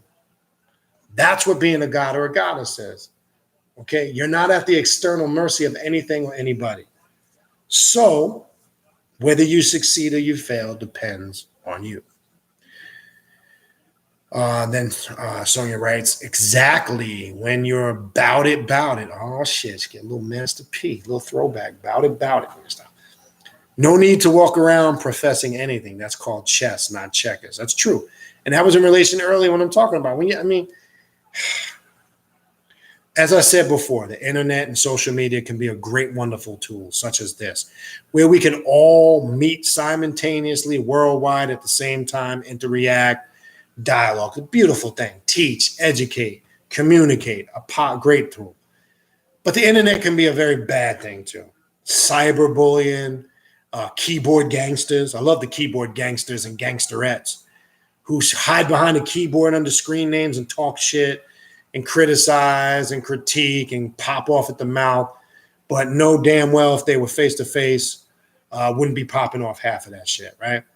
And then you got the buffoons and the clowns that like to get on the internet and talk about and stroke their ego and talk about how great they are at this, how great they are at that. They're the master of this and how powerful and deadly they are. I mean, who gets on the internet and strokes their own ego like that and talks shit? We all know when we grew up, I know where I grew up, when rolling with the dudes I rolled with, circles I rolled with in school, we knew the dude, the dude that was in the circle talk about how he got all the girls. He didn't get any of the girls. We know that. The dude that talked about how he had all skills at fighting, the one that talked about how bad. You know how many dudes I done popped in the mouth that said that they were great fighters, and I was the type of dude I never talked shit. My thing is no type of dude I used to be, and I've done this several times before in the past. I'm the type of dude will make you think I'm your friend, and when it's quiet, I won't say nothing to you, and I'm just going to come up to you and pop you in your shit. Because I can stand a dude that would get in your face, talk about anybody that's standing in your face talking to you for a minute or two about what they're going to do to you, they ain't going to do shit. I'm that dude while you talking, boom, I used to hit you right in the face. That's the difference, again, between those that are about it and those that got diarrhea of the mouth. You understand? We smelt that shit. We know that. It's the same dude with sports. Talk about how we stand in the circles, talk about how good they were. Get out there, half of them couldn't back the shit up that they were talking about. So you got to be careful. I mean, it could be, it works both ways. Okay. It's that old saying, right? Don't write a check, right? Don't talk shit. Don't write a check that your mouth can't cash. You understand what I'm saying? Yeah, anyway.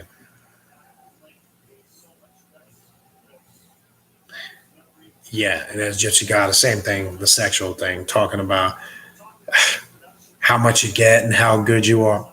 It's all bullshit. It's all to personally stroke the ego. Anybody that, especially, got to get on the internet and talk. I mean, it's crazy. Whether it's in circles, if you got to talk about how good you are at it, again, don't talk about it, be about it. Yeah, and a good point by Sister Sonia. It's not just men; it's also females too. It's not just let's not make it that it's just men that talk shit and pretend that they're good at this and that and they're about this and that. It's also the females too, because my thing is anybody that's constantly talking about something, it's usually an area of insecurity.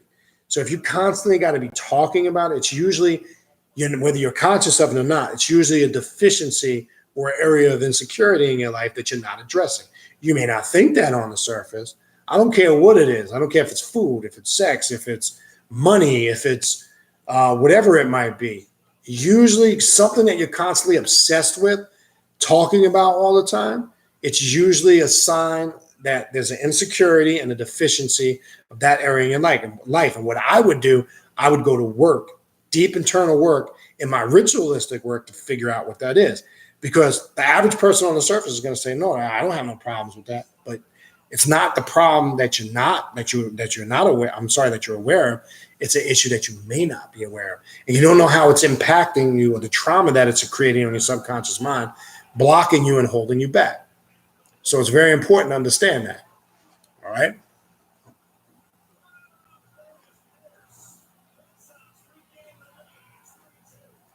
All right. So what else we got?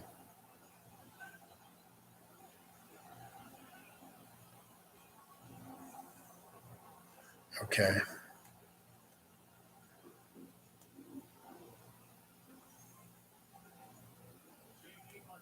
I'm gonna skip some of this. I think we got. All right, we got through the sex part. I'm not gonna go through too much of that. What else we got?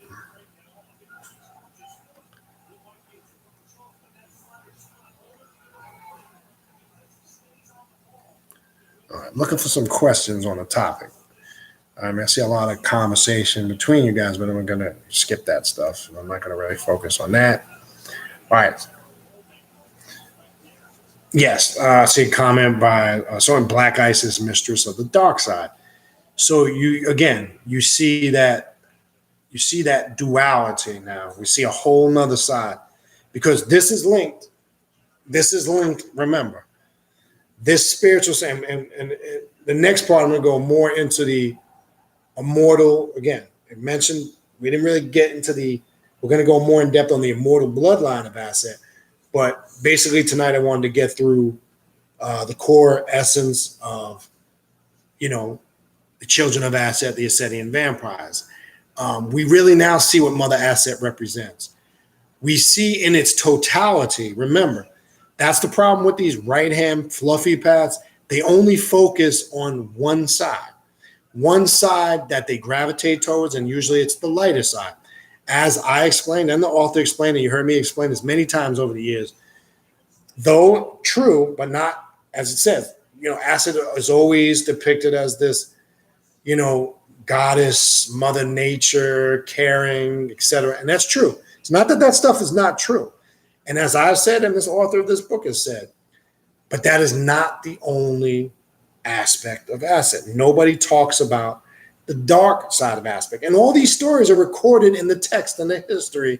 But it always seems like, as it's stated in the book, these people that do this comedic research show in their ignorance of not really doing the research they should be doing, that they don't present the dark sorceress, the dark magical side of Aset, and what lengths she went through as a dark magician to gain her powers, meaning by all means necessary, to the very fact she wasn't intimidated by Ra.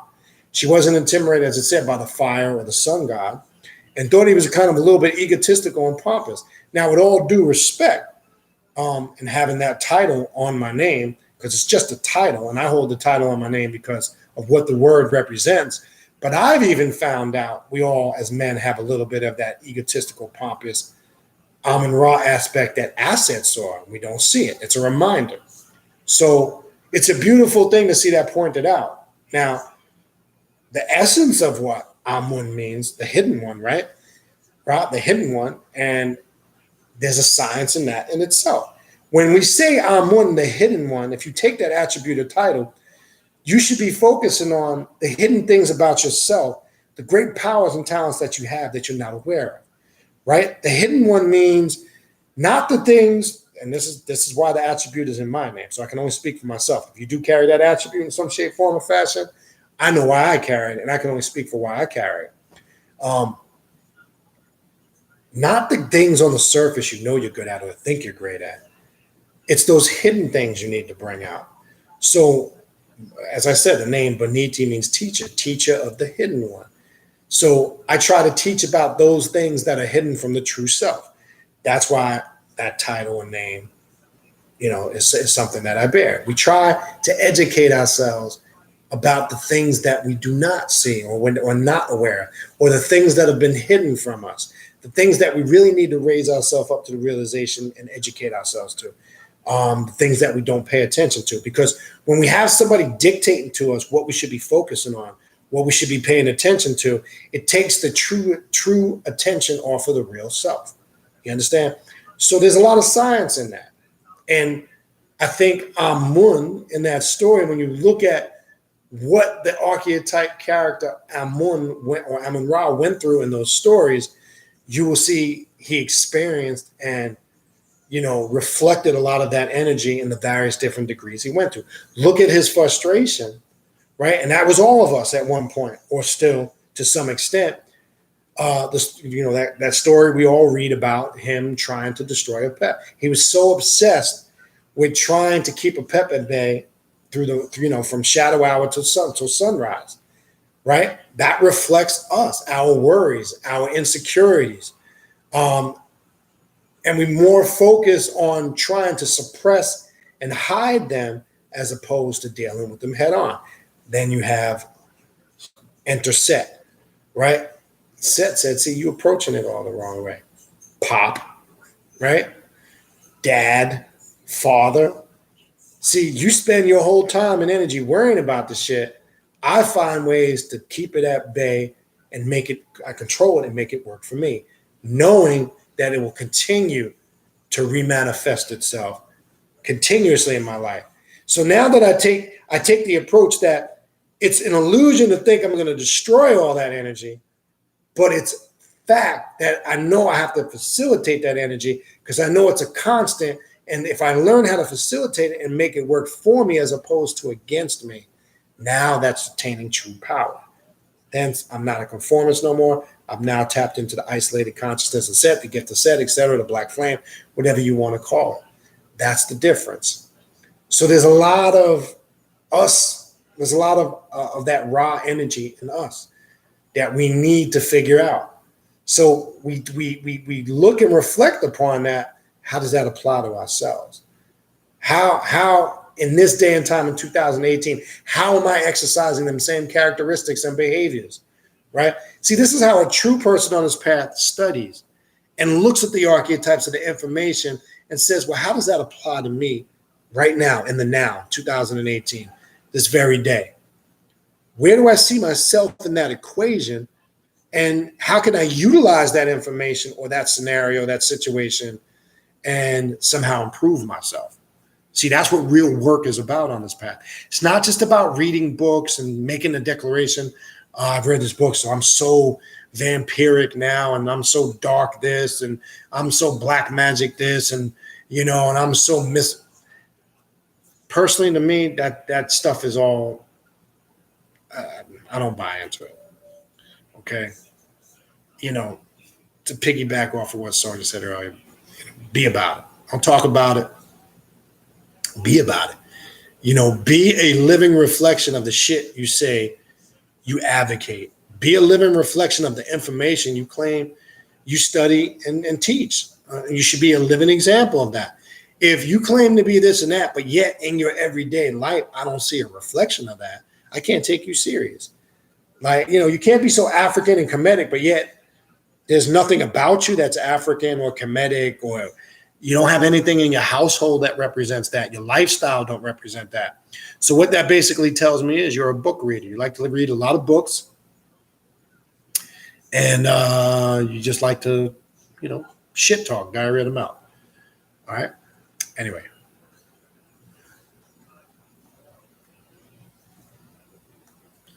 All right, what else we got?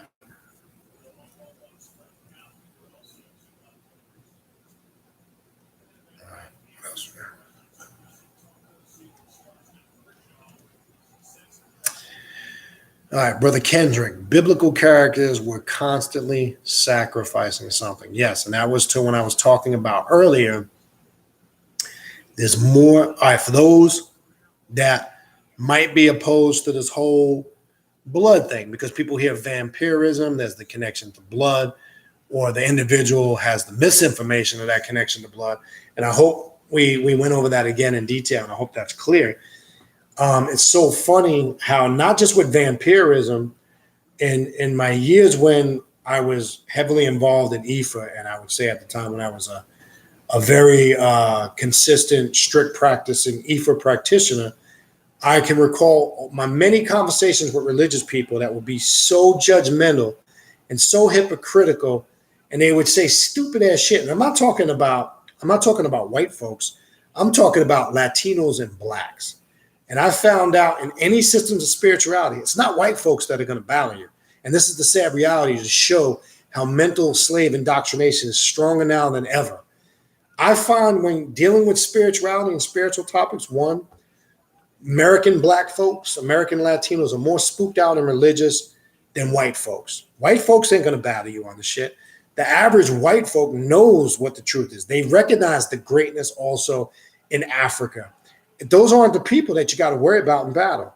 I'm not talking about your obvious racist white person. Of course they exist. Of course they're a reality. Of course you're going to have racist white people that have their own, European Christian agenda that they're trying to enforce and indoctrinate on you. I'm not talking about those. There's many white folks that are highly advanced and educated on this system. They're not the ones that are going to battle you on it. It's blacks, Latinos, melanated folks that are going to give you the hard. You want to know why? Because they're Christianized.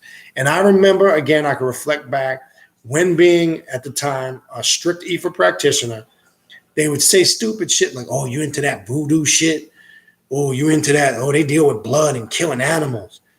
And I would sit there and say, hold on, wait a minute. What are you? You're Christian? You're sitting there criticizing IFA or African spiritual systems that practice animal sacrifice. But the biggest blood drinking God that required animal sacrifice is the very God of your Bible. All you got to do is read the Bible. The Old Testament is nothing about sacrificing this, killing this, slaughtering this on the altar, pouring the blood upon the altar. And God was pleased. There's many quotes in the Old Testament that says the smell, the aroma of the dead burning flesh and the blood being sacrificed was pleasing to God. What kind of God likes the smell of burning flesh? Do you ever ask yourself that question when you look at religion now from this? What kind of God loves it? Clearly says that many places in Leviticus that this God loves the smell. The aroma was pleasing. Now, I didn't know what kind of God, first of all. Obviously, it takes the spooky. This is in order to smell something, there must be some physicality to this God of the Bible, right?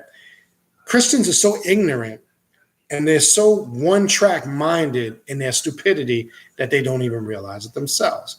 So I'm sitting there, I used to say years ago, you're sitting here being hypocritical about blood and sacrifice, and the core and foundation of your religion is based on that blood and sacrifice. Just because you now metaphorically say, oh, by the blood of Jesus, the old covenant was wiped away, but it doesn't change the fact that the essence and origin and the historical aspect, that's the foundation of your religion. You can't wipe it off the record. It's always going to be there. And now you're still doing blood drinking and blood sacrificing, but in a spiritual, metaphorical, and symbolic way called communion, right? Notice how the word communion to bring together. What are they trying to bring you together with? They're trying to make you indulge and ingest the body and blood of Christ, very vampiric in nature. I've mentioned this many times in the past. The authors mentioned this in the book. Anybody that studies real vampirism knows that is a high level of spiritual vampirism. The Catholic Church calls it transubstantiation, the actual turning of the bread and wine into the body and blood of Christ. Because the priest, if you're a part of the priesthood and been ordained, you have that magical ability to do that. But you, the common layperson, can't do it because you didn't go through some rite that you had to be ordained, that some man created and said was the sole tell-all to being official. We all have that power. If I tap into my subjective powers and say that this is this, that's what it is to me. I couldn't give a fuck what anybody else says. I couldn't care if you accept it or not. That shit is irrelevant to me. But guess what? To me, it is what it is. It is what I say it is. And that's the only power you need. When you understand how the subjective mind works in correlation to the objective, and that's why I did the videos not too long ago on that, to help you understand that, you will understand that the very power of God was always there from day one. The very power of Goddess was always there from day one. You just were intentionally led the other way. You were distracted from the very time you became aware or conscious. What do I mean by that? The very moment, right, where the indoctrination started. I always ask somebody this that's religious and believes in God, right? I say, did God always exist? They say, yeah. I say, well, let me ask you a question. You didn't know anything about who and what God is until somebody sat you down and told you about it. Well, this is God, or gave you some concept of God through some religious or faith-based system, right? So the question is, even though you weren't maybe fully aware of the existence of God, did God exist? You really don't know the answer to that question. But I'm bringing it up not just for that. I'm trying to show you the point. That's where the point of indoctrination started. That's where somebody, whether they willingly, knowingly did it or not, is irrelevant, because most of them were just doing what they were taught, whether it was uncles, aunties, mothers, fathers, friends, family, wherever we were introduced, at some point, that's where the indoctrination started, which took the focus and attention from within, looking for the answers, to start now looking for them externally, is from some mythological concept of some fake deity that doesn't exist. Okay, that's my whole point. All right.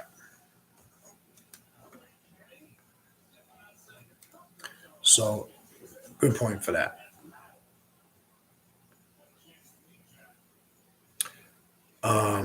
Beehive tapped in, blood is the food of the gods. True indeed. And anybody that works this path, no, blood can be used just like saliva, semen, any bodily fluids has that energy connection. Shit, you can even go into La Cosa Nostra, becoming full-blooded mafiosa, right? There's blood in that ritual. The finger is pricked from all those being, quote unquote, a made individual. Blood is trickled out on the parchment paper. They take an oath. So the using of blood ritualistically has always been there since time immemorial, for lack of a better word. All right. When looking at it from a sacrificial aspect, say in a lot of these spiritual systems, like for an example, in Ifa, there's the purpose of the blood sacrifice is that, the energy, whether it's removing energy from an individual or offering energy, it's taken into the blood and offered to the gods. And many systems utilize that concept in some shape, form, or fashion. So yeah, we could be here all night talking about it. The problem is, even the people that are hypocritical of this practice don't even look in their very own religion system or spiritual system that they belong to. They're going to find out that they're utilizing the same shit. And they're not aware of it, whether it's metaphorically, symbolically, or literal. Okay. All right, what else we got?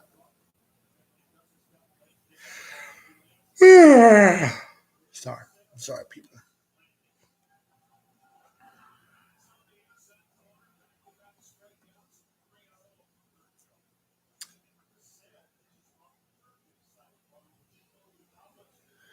Okay. Yeah, earlier, I know Gypsy Goddess typed in, I was talking about the priest when he uses the chalice. Pay attention. So it is kind of funny. Well, again, he was ordained, so he's special. He can have the sacred chalice. That's all part of the indoctrination. But you will see, not all priests do it, but if you ever seen a priest do that, why he goes to all four, he'll take the chalice and go this way, and go this way, and go like that. And he'll do it real quick, subtle. You got to watch. That goes back to the book of Leviticus and the Levitical priesthood, as I said before. Because anytime they sacrificed the blood of an animal and poured it onto the altar, they always did it on each corners. Now we're also dealing with north, south, east, west. 4 sons of Happy, the 4 corners. The lodge, north, south, east, west. And I find it funny, in lodge, in the northeast is darkness. Where does Set reside? Darkness. Nothing is done in that quadrant of the lodge because they say that's pure darkness, right? Now, where the lodge got a little confused in that darkness, that's where you really need to be. But yet, the rituals are done in darkness, right?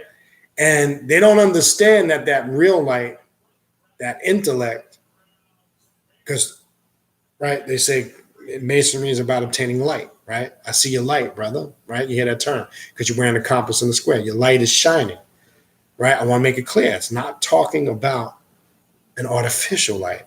That light that's shining is your knowledge, your intellect. Now, as a Mason or an Eastern Star, you only get that knowledge and that light or that intellect by being in the darkness. But yet, because they were indoctrinated in some of their rituals, they say, nobody goes in the northeast quadrant. No work is done in the northeast. If you're a Mason, you understand what I'm talking about. Nothing's done in the north because it's darkness, right?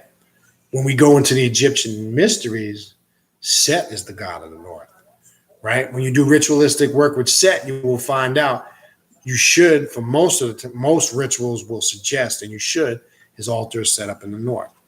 Is it mandatory? No. But they say to tap into that current or power, it's best to set your altar up for Set when doing ritualistic work for Set with the altar facing the north.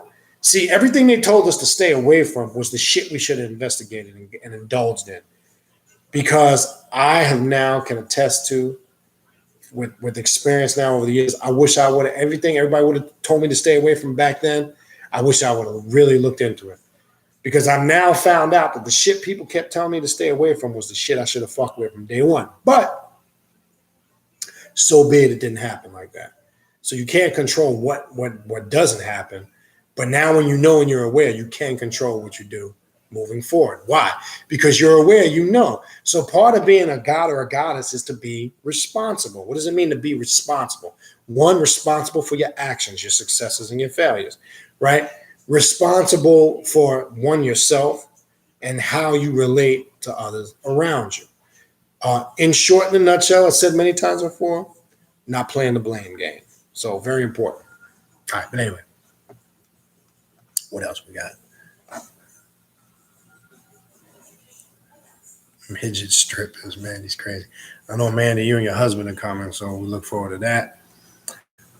Again, just want to make sure if I haven't spoken to you and you're coming, you need to make sure you contact me as far as dress code for the ritual, and there's an implement you will need to bring. You have to bring your own chalice to drink from. Very important. I think I spoke to most people. If I haven't spoken to you and you're coming, contact me, please, before Friday. I don't want you to show up at the ritual and not have the right basic necessities that you need to perform the ritual. All right. So I want to be clear. I think I have a pretty gist of everybody that's coming. You will probably get a text message or email tomorrow. I will send it out, and the email and the text is going to be simple. If you're coming, respond. Only respond if you're coming. A simple yes, I will be there. Don't respond back with, again, don't take it personal. Don't give me a long story. Yeah, I was going to come, but I can't. The text and the email is going to be very simple to the point. It's going to be an email or text you'll get tomorrow if you're on my list. Just getting a head count, confirming. If you're coming, please respond back. Yes. If you are not coming, no need to respond. Just straight to the point. I want to make it simple. Don't text me back with I was going to come, this and that. If you're not able to make, that's fine. I just need to know who's coming. We have itineraries to print out. We need a head count. We want to make sure we have enough chairs, things of that nature for planning purposes. We pretty much got a gist of who's coming, but there could be a couple people that we did not account for. So I just want to make sure we are fully aware. Pretty simple. All right.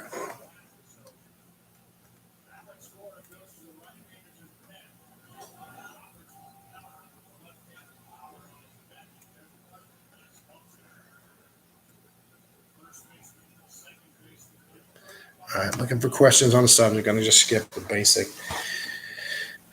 basic conversation back and forth. Looks like I'm getting to the bottom. I thought I'd get more questions on this topic. Really did. There's a lot of shit in there, and we're going to go into more. All right, can this form of, all right, here's a question by Oni. Can this form of vampirism be compared to an Odu Ifa of manipulation of DNA and RNA to drain the individual? The Odu Ifa is called Ofun. It gets connected to witch energy. Okay, understand this. Your inner insight is connecting to it on that level. So from that perspective, most definitely. On the surface, yeah, there is a connection there. But it will be up to the individual that they would have to be able to put that into perspective for themselves as far as connecting it to where they are on their spiritual journey. So I'm saying that to say, based on your experience, you're able to make that statement because it takes on a higher meaning now because knowing what you know. Now, say an individual that doesn't know anything about vampirism, obviously they wouldn't be able to make that connection. So looking at it now from a perspective where you have both experiences under the belt, most definitely you can make that connection. There is a connection there. When dealing with the witches, which I think is real vampiric in nature, when you get your warriors, right? Osun, O-S-U-N, not Oshun. If anybody has received the initiation of their warriors, which is their Legua, their Ogun, their Ochosi, and their Osun, right? They tell you put the Osun high up, right? Put the Legua somewhere to guard a doorway,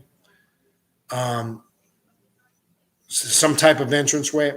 And we're always taught in the traditional aspect of Ifa that the Osun should be high because the Osun looks for the spirits of the witches and it looks out and protects the practitioner from being affected by that negative energy. And I was always told by my godmother, if that Osun cups ever tips over, you're supposed to immediately, contact your godfather, your godmother, your madrina, your padrino. And they're supposed to do some type of divination for you to find out what's going on. That's the traditional aspect of it. if you understand the three witches and the Aoife practitioner and the aspect of the witch on the paths of Aoife, some of the Orishi have witch paths, which I found contradictory to some of the shit that I was told with the warriors. For example, the path of Oshun that I work with deals with witchcraft, sorcery. It's a warrior type of energy, but is encased in sorcery and witchcraft.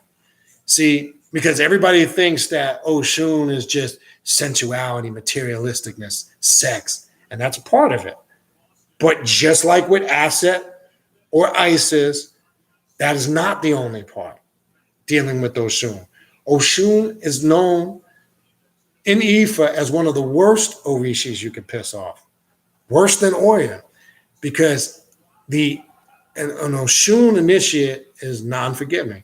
Oshuns don't forgive. They might forgive on the surface, but I mean, they don't forget. And when you aggravate an Oshun energy, it's the most terrifying, violent, tumultuous energy you will ever experience. See, that's the part they don't talk about.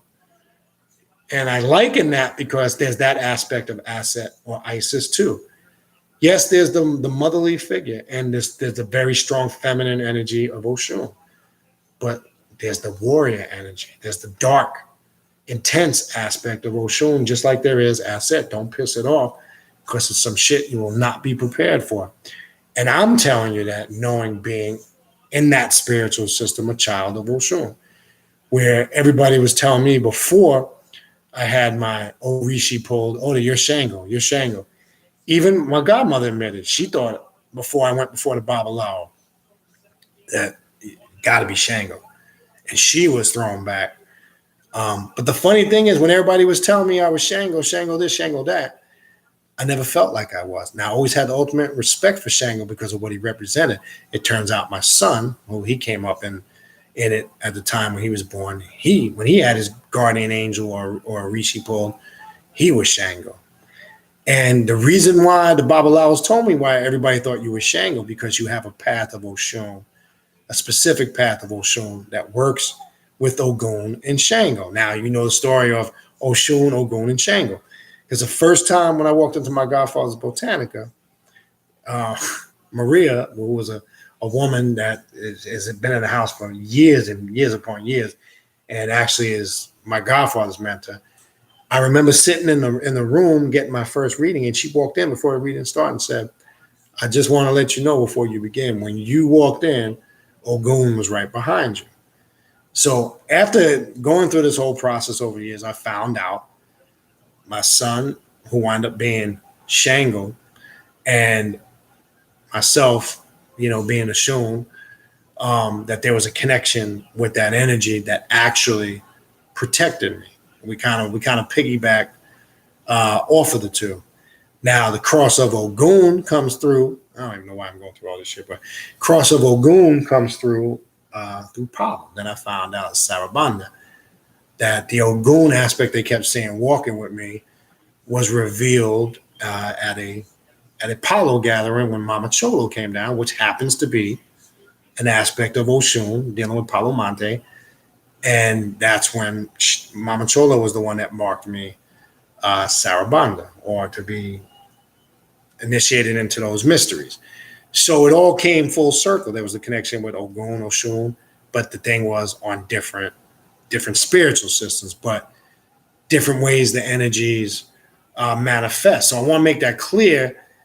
With Aset Isis, this applies even, I'm using the Oshun aspect as an example, because I laugh when it's funny, because this is how I know people who don't study or don't know shit about anything.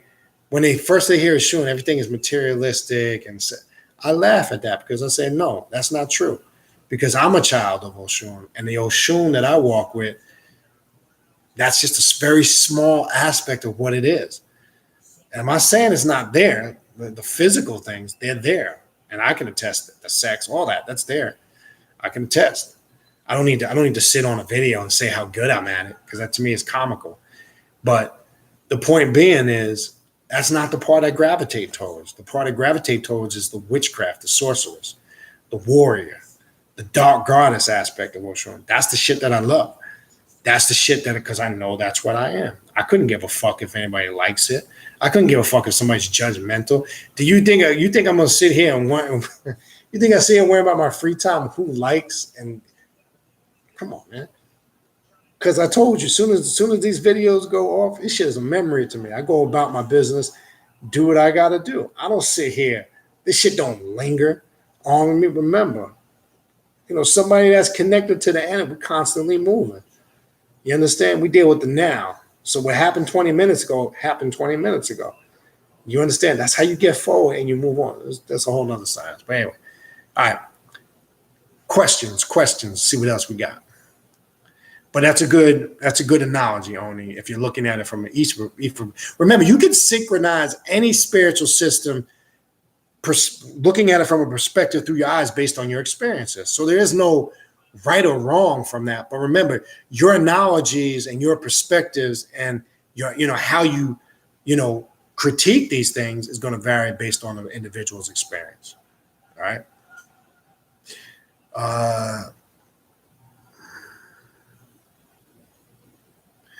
This is a good comment by Gypsy Goddess. This is why the dynamic between narcissists and their victim is considered vampires. It's so covered in disguise.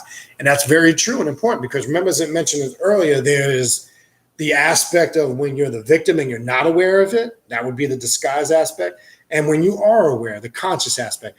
But real vampires, whether it's drawing energy, when doing it from an awareness level, and some are very selective because they don't want to absorb energy from something that might, quote unquote, be tainted or corrupt. You have to be careful because, as I said before, I can utilize it in the gym. When I used to live, the previous place I lived before this, there used to be, I think I mentioned this in older videos, there used to be this Asian guy in the gym. I used to zone in all the time on his solar plexus and suck his energy. He used to come in all hyped up and he stood out to me. I said, I need to zap some of that to enhance my shit, what I'm doing. And it's funny because you got to be careful. And he would go from being super hyped up because I would zap him. And by 20 minutes later, you could see he was just all, that energy was just sucked out of him. And when you focus in on the solar plexus, say if you're using it in a non-contact way, which you can utilize that anywhere, whether the individual is aware of it or not. But when using it on somebody, you got to be selective. And usually you can watch, this is why I mentioned earlier, observe. Usually you can watch somebody's patterns and behaviors and detect if they're the right target. Sometimes I can look at an individual and say, no, they ain't right. I don't want to absorb that energy. But you can utilize the energy for a multitude of levels from recharging, be it spiritually, mentally, emotionally, or physically. But I can recollect that was an individual I used to like to zone in on. And I would reap good benefits from it. So yes, you can be, if you are asleep and you're not conscious of the fact, you can be a victim unknowingly. And that's reality. All right. Oh, man, what the fuck happened? Bear with me. It does that thing when you get to the middle and then it jumps. Hold on. All right. Hold on, people. I'm going to find my spot.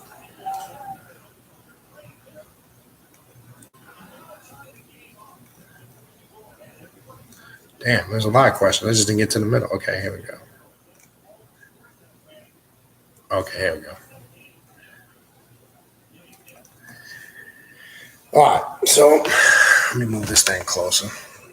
Straining myself, trying to bend over here, and all I got to do is just move it closer. All right. Okay. I appreciate Sonia putting my email in there. Thank you. Terra Moreno.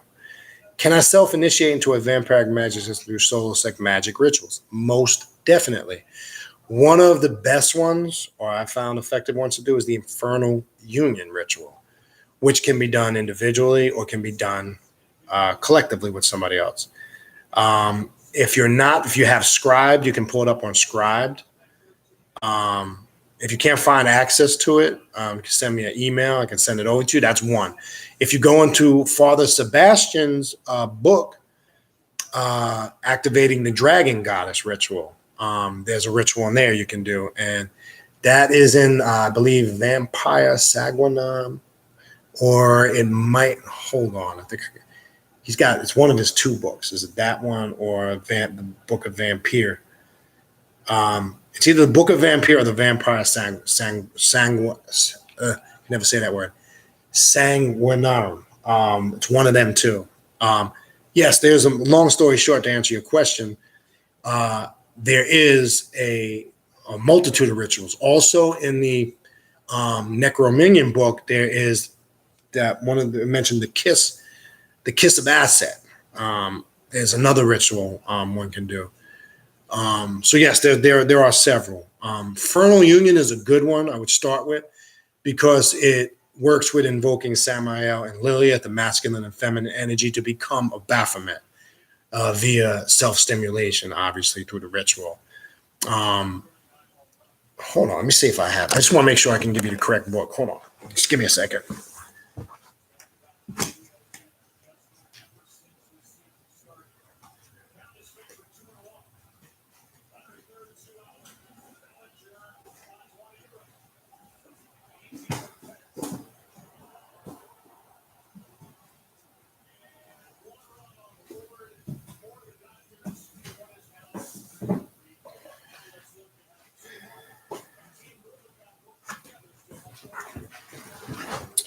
All right, I got it here. I just want to make sure. It's this one actually here, Vampire Magic.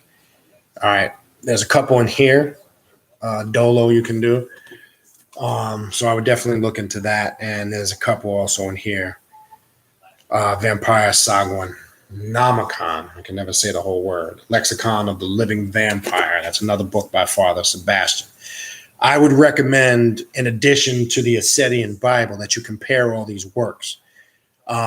The only thing you're going to see the variance and difference is the current, or which is another word for the energy that they work with. All right.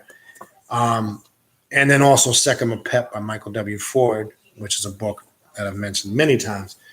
I would suggest you looking there. The Infernal Union. What I would recommend for a solo is something that I would suggest people start with. So yes, there are. Again, if you can't find it, you can access it on Scribe in PDF format. You're not going to find it in a book. I think if you even Google it, it'll connect you to some PDF format of it if you just Google Infernal Union.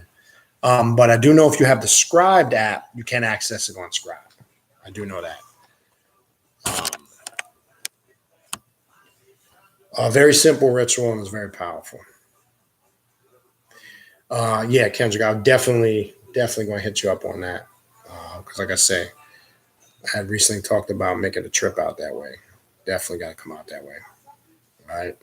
All right, Stray Panther 79 typed in, can the blood drinking concept be seen as a way of absorbing light or rising vibrations? Yes, because that's really in essence what the absorption of energy is. You can use the word recharge, but that's just, again, that would be another term for raising your vibrational frequencies.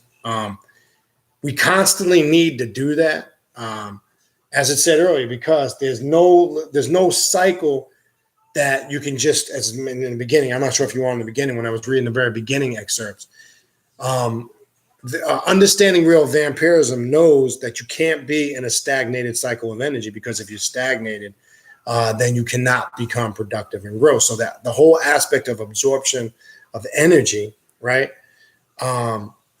Whether it's the drinking concept or whether it's just the zoning in on the individual via the circulatory system, the blood current, and being able to absorb, quote unquote, that energy.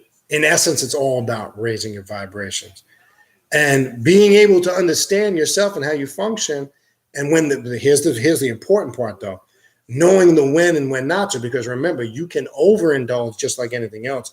And not only when it was talking about earlier, where it can be damaging to the individual that's a victim of it and maybe not prepared for it, for somebody that's using it maybe in a deceptive manner. But if you overabsorb, whether it's, the literal aspect of the blood or the energy aspect of it, that can also be damaging to you. So being very educated on the when and when not to is important. Can't stress that enough.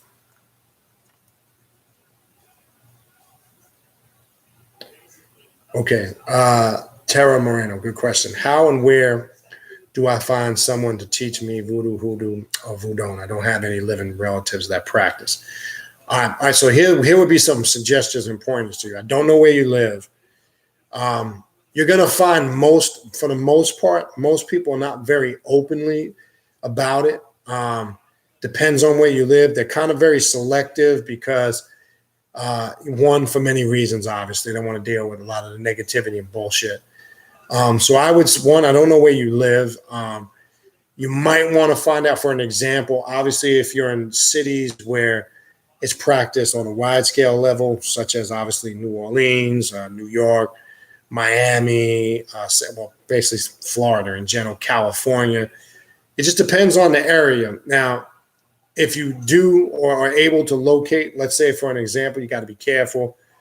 Like for an example, a Botanica, you'll find out that's probably a place to start where people are into a lot of these different spiritual systems, such as voodoo, hoodoo, and voodoo. But I will caution, be careful, because be able to decipher between the charlatans, people that's trying to take advantage of you, as opposed to the people that are sincere. So it's kind of tough. I'm going to be honest with you, getting into it, because not many people are very open and receptive just to letting anybody in. It helps if you can find somebody. Like I was fortunate enough years ago, obviously through family and friends, to be linked up with a good house. It's out there. It exists. You kind of got to ask around, kind of do your little investigation. Now, if you're in a place where it's not, practiced on a wide scale level, like maybe somewhere in the Midwest, or it just depends on where you're at, it could be a little more difficult. Now, having said all that, you can actually do a lot of this yourself. A book I would definitely recommend you get, which is a good, I have it right here. Actually, I'm doing a lot of work out of it right now. Oh, excuse me. I'd recommend this book. It's an excellent book where you can do a lot of things for yourself. The Voodoo Hoodoo Spell Book. All right. And this is by Denise Alvarado, who's out of New Orleans. I've actually sent her some emails. And that's why I want to take a trip there, not just for her, but a lot of the work that I do and a lot of the books I've read over the years are connected with people in that region. And to me, being a person, part of the quote unquote melanated family, be you Latino, Asian, Black, whatever. To me, this is our living tradition right in the now here in America. That's just my opinion. People might have a difference of opinion. I connect with this because the bottom line is, regardless, yes, we know our ancestors came from some part of the globe and we got here now, but I was born and raised in America. I want to connect with a living, breathing tradition that's connected on this soil. And to me, when dealing with African spirituality, this is just my opinion. I'm not saying everybody has to agree with this. I found this tradition. It feels like home to me. I'm able to connect with it. And it doesn't restrict me with all these rules and regulations. I have more liberty and freedom. If I went into my altar room, showed you right now what was blazing in there, there's a lot of stuff going on in there right now, lit up like a Christmas tree, literally. I would suggest this. There's a lot of things you can do for yourself. You can even self-initiate. And when I say self-initiate, because really in this practice, there is no formal initiations. There's kind of some baptismal rites, as they say, in certain areas of it. It's really a system you don't have to, quote unquote, be formally initiated in. So what I mean is how you can start this book.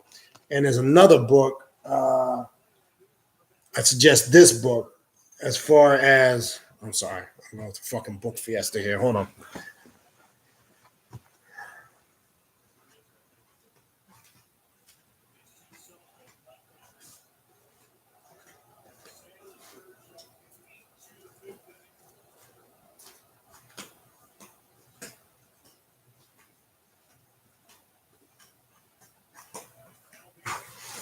Okay, so this is another book I would suggest. The Haitian Voodoo Handbook. What's good about this book is it gives you the basics on how to set up altars, how to work with some of the Loha and the spirits, how you don't have to be initiated and still do a lot of work. I would recommend them two books because it's going to give you the core basics. There's a lot of ritualistic work you can do in there. So there's a lot of things you could do on your own. Now, if the importance of connecting, say, with a house, as they say, that's if you're more interested in the traditional aspect of it, as I said before. I'm not really concerned with that, so I don't really deal with that shit no more because I found out you can, again, you have the ability and the power to do this on your own. It's just a matter of carrying it out. So that would be my recommendation.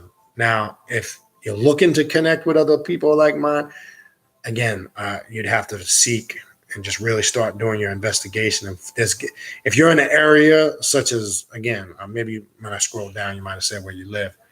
If you're in an area where it's practiced, and I don't know about the area you said, then maybe I could push you in that right direction. But it's there. But if you're in an area that it's not, you might want to take self-initiative to do it for yourself. So you don't have to necessarily have any living relatives that practice it. If that's something of your interest, you can now also remember ancestral reverence is at the core of this. And I always tell people, and you're going to find out, even in the Voodoo Hoodoo spell book confirms what I've been saying for years, you always should start first with the ancestral altar and ancestral work, because that's the core foundation of working with the Voodoo Hoodoo practice. All right. And Sister Sonia confirmed what I said. I see after that, you don't need living ancestors, and you just find a way to tap into it. So I didn't see that, but that's true.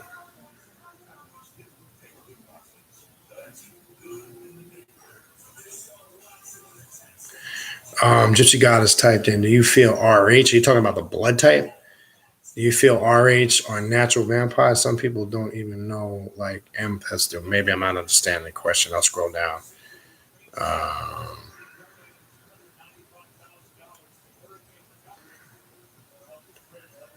right, what else we got here? Yeah, earlier when I was talking about the kids being spoiled. Yep. It's a trip. Kendrick types in, yep, I was born in 72. I was born in 71, so you're pretty much same age. Sit-out teachers in New Orleans paddled us. We grew up boxing in the streets. You couldn't be a punk. That's true. If you wanted to come out, that's what I'm saying. It's crazy because shit. It's a whole different ballgame. And then, back you got remember now, then they got these groups, everybody carries guns and pistols and shit now. There's no such thing as a fair fight anymore. So on a whole nother level of punkism.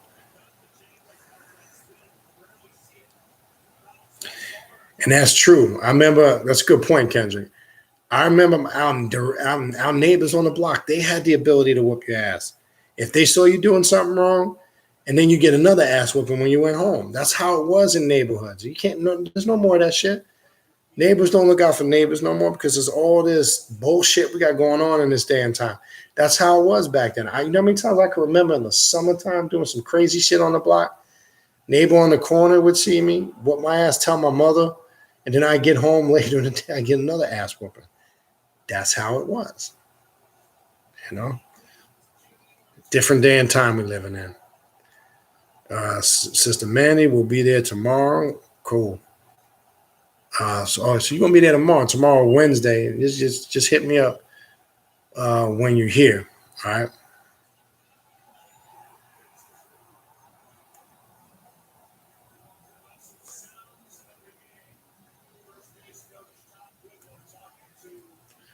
What else we got?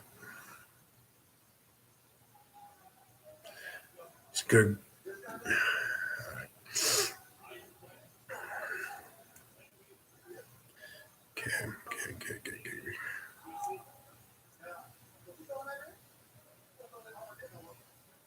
All right, skip it. I'm trying to get some questions here. All right.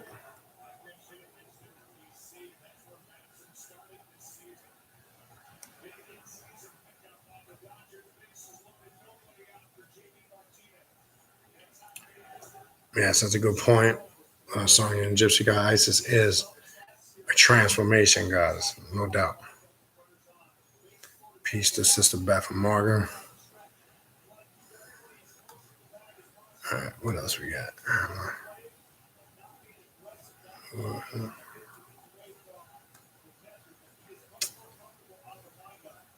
I'm just skipping that. All right, what else we got here? I'm trying to just look for questions. I'm just reading through some of your comments. I'm not going to go through the personal comments.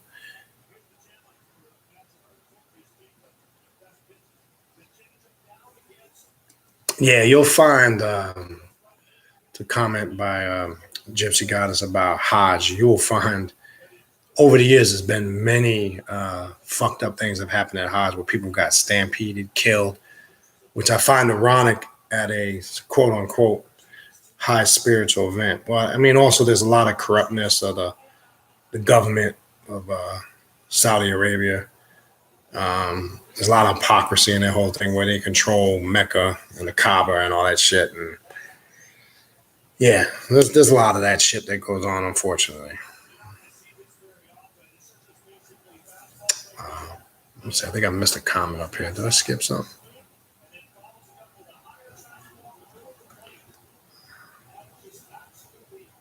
Oh, okay, you guys were talking about hectate. Okay.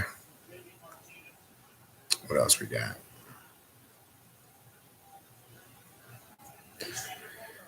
Yeah, Sister Manny types in about the power thing I was talking about. Yeah, well, we all went through different experiences, not knowing. I think, when we made these mistakes, we realize it now, but I think our intent was sincere because I know when I went through those systems of, Ifa and Palo and all that, my intent was sincere. I was doing it because I wanted to grow. I wanted to learn, but then I just got turned off by all the bullshit.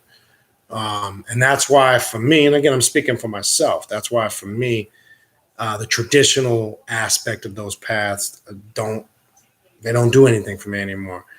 I'm not interested in being up under somebody. I'm not interested in belonging to a house and being up under somebody where I got to follow all these regulations and rules. Now, I keep telling people because I get so many people that contact me, I want to get initiated in Palo. I want to get initiated in this or that. But I want to make it clear. I say, well, if you want to, get initiated in the traditional aspect, go knock yourself out. But you got to get out of that mindset that validates you practicing it successfully. Anybody can come on this path. Let me get an example. Let me show you.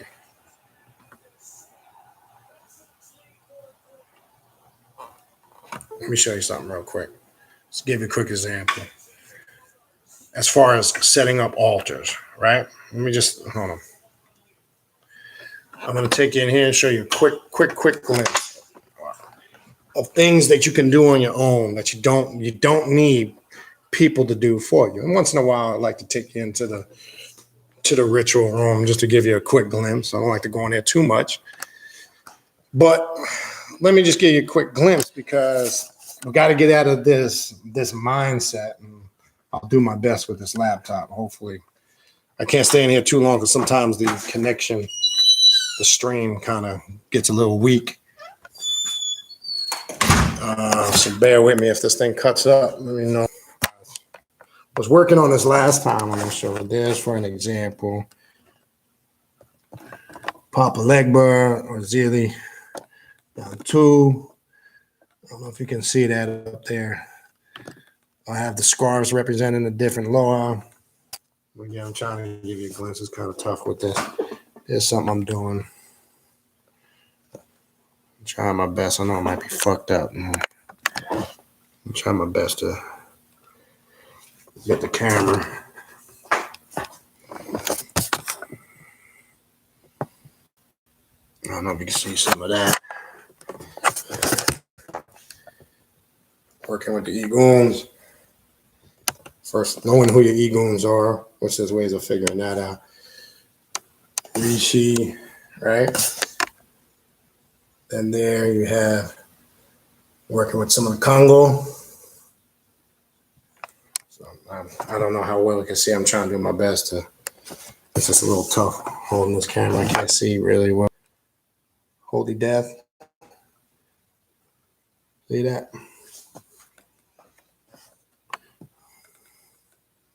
See, this is different paths here, which I always talk about that. Anyway, my whole point being is, I don't know how much of that you were able to see. I try my best. It's kind of hard because I can't really see too good what I'm showing down there. But my whole point is that doesn't come from why I wanted to give you a glimpse of that. I've given brief glimpses in the past. That doesn't come from somebody telling me you need to be initiated or validated. That just comes from going out on your own, studying and gaining the experience. So whether it's any of these systems, if an individual is more concerned, and again, I'm just saying this, if an individual is more concerned with feeling like they need to be validated to go through one of those traditional systems, and I tell people what I would say, wouldn't have done half of that shit. And obviously I can say that now only because of what I experienced and went through. So as I said before in the past, if you feel like you need that experience, then power to you. But I'm going to also follow it up with, is it necessary? Absolutely no. Because I found out that you can set out on your own and do these things, for yourself and get just as good results and get just as good power and energy from it that you would, quote unquote, if you were in any of those traditional systems. Now, the average person that belongs to them traditional systems on the surface can tell you, oh, you can't do that. You can't do this. I say to all that, fuck them, because they don't know what they're talking about. Trust me when I tell you. All of that is a mind game to keep you controlled, because of course they're going to tell you, I can do it right for a reasonable fee. Come to me, come to my Botanica, and I'm going to charge you bukus of money because I have a title of such and such, or I came up through such and such, that validates me for being official. Whereas when you start to educate yourself and study, you can learn to set up your own altars. You can learn to do work and rituals for any of these spirits or any of these spiritual systems, and get the results without having to go through all the nonsense and the bullshit. So that's what I mean when I said a minute ago, if I knew what I knew now, then I probably wouldn't have did half of the shit that I did. But at the same token, I understand those things happen for a reason. Those experiences are part of who I am. And even though there was some quote unquote, not positive things from them, but you learn and grow from those things. So I look at it as a growing and a learning experience. But I would tell people now, if you asked me now, I can only tell you based on what I went through. Now, if that's not good enough, then you still feel like you need to experience the traditional aspect of it, then power to you. That's the best way I can explain it. All right. And that was a reference to Mandy bringing up that mistake with Paulo. So nothing that we've gone through and experienced in life is a mistake. It was pertinent for our growth. It was something we needed to experience, because how can one realize what's right or wrong for them without experiencing it? You can't just look at something and go, we all go through phases or periods in our life where we were attracted or totally submerged in some type of spiritual system. But the beautiful thing about this path is your sovereignty, right? And I talk about this a lot. Having your spiritual sovereignty. There's nothing like having that sovereignty on this path where you have the freedom to do what the fuck you want. Because just as one day as I'm turning around and I'm working with Papa Legba and I'm working with the Voodoo spirits, 3 days later, I'm at my black magic altar working with Set. And the beautiful thing about it is nobody can tell me you can't and cannot do this. Because if you say I can and cannot, it's going to motivate me more to tell you I can. You're saying I can and cannot because you're caught up in a particular spiritual system that goes against in your personal ideology of what you believe in. And again, I say to that, I couldn't give two flying shits. So remember, part of this path is liberating yourself, having that sovereignty, clearly liberating yourself from all the restrictions that hold you back. Remember, when we went over the principles of Luciferianism, what's one of the steps of Luciferianism? Because all of these, remember, Luciferian is the mindset. That's going to be part of the presentation that I'm going to do at the event over the weekend. Luciferianism is the mindset. That's that spiritual sovereignty. You understand? Where you have the freedom to do things, because you're going to find out they're all connected. All these things are connected on some level. They're just different avenues or pathways, for lack of a better word. Like I said, one day, I do work now with, Baron Samdi, Papa Legba. I'm doing all, but at the same token, I'm also doing work with Set. I'm also doing work with the vampiric spiritual system. It's up to the Black Adept to know who, when, where, and why, as far as what I should do in working with the energy. That awareness comes naturally as you start to discipline yourself, study, and grow. It's that simple. All right. What else we got? Brother Kendra Tyson, isn't breathing vampiric? Instead of life force from blood, it's life force from trees. Yeah. But remember, you also understand this. Because remember, it mentioned in there, vampirism is also absorbing not just from individuals, but absorbing life force and energy from nature. So, yes, in essence, it is vampiric, right? Because trees, remember, there's a process called what? With trees, photosynthesis, right? We understand how photosynthesis works. It deals with absorption of sunlight, this whole process of creating oxygen, cleaning the air. And as they say, the more greenery we knock down and destroy, we're kind of destroying the natural process of photosynthesis, right? Or polluting the atmosphere. So the whole process of photosynthesis keeps kind of things connected. And it's also connected to us. And how do you know that nature and all that is connected? There's a saying, if you talk to plants, they say it grows, right? In addition to watering them, right? That's what they say. Talking to the trees. Now, again, I want to say this liberally. I don't want to fucking get pictures of people hugging trees and shit. And let me stop joking. But you get my point, yes. But also remember, there's a lot of scientists that will present, and I've read this in a couple different books over the years. We kind of live in an aquarium, whether we know it or not, because we're constantly breathing in water and exhaling water, whether you're conscious of it or not. Because remember, the planet, one, we know is what? Roughly, they say an estimate, 70% water, 67 to 70% water. So is our body. So we're living the womb or the sac of our mother for 9 months, right? To show that there's that nature connection. There's an aquatic aspect. There's the connection with the trees. And again, I want to say this because I don't want to sound fucking bizarre and space cadetted out and super fluffy, but the microcosm, macrocosm. And there's a connection with that in vampirism, most definitely. Because remember, when we were reading out of the Ascetic Bible, remember, it's also the absorption of energy. Vampirism, there's a technique of the absorption of energy via nature. So yes, that is a way to look at it. Yes, and remember whether you're dealing with the chi or the sekhem of ancient Egypt, you're always trying to make your energy power. Like in ancient Egypt, they call it sekhem, right? Your power. We just, in the last ritual we did, there was an invocation we did towards the end of the ritual, activating the sekhem of the Black Adept. That's your spiritual power. So yeah, everything is always centered around those principles for sure. So even the breathing techniques, right? And it's funny you bring that up because those that have come to the rituals, usually before every ritual, we start in what we call the decompression chamber, where there's certain breathing techniques done before we begin. So yeah, it's definitely connected.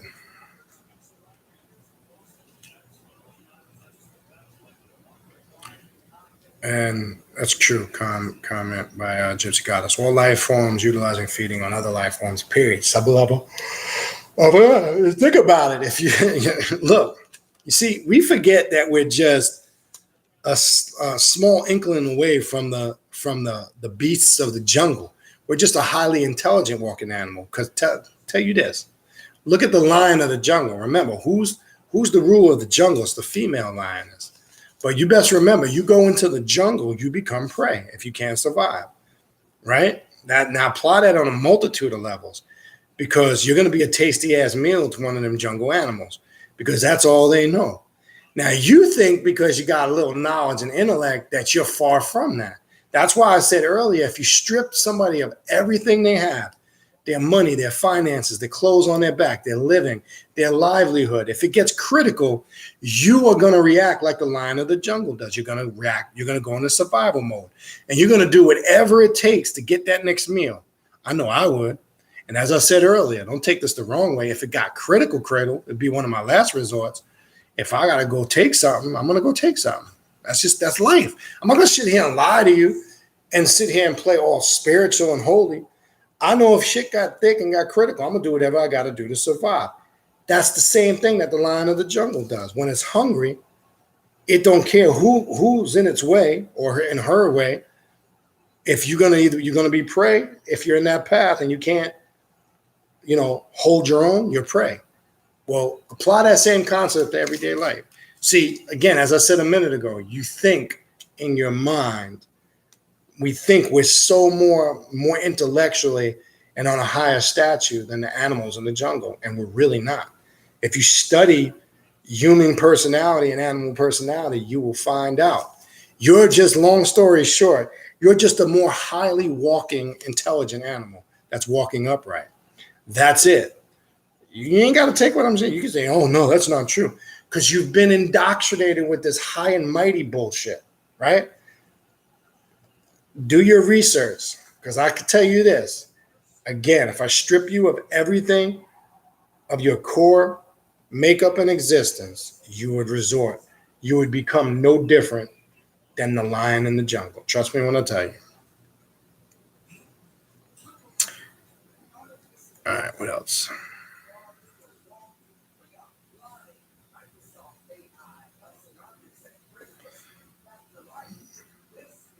Kendrick, New Orleans, a lot going on, a lot of occult places and a lot of partying and debauchery. Sounds awesome.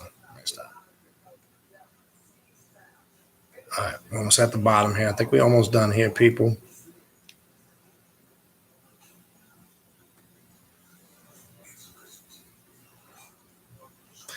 Yeah, good point by Oni. There is a road of Oshun who works with Oya in the graveyard. Nobody talks about it. That's true.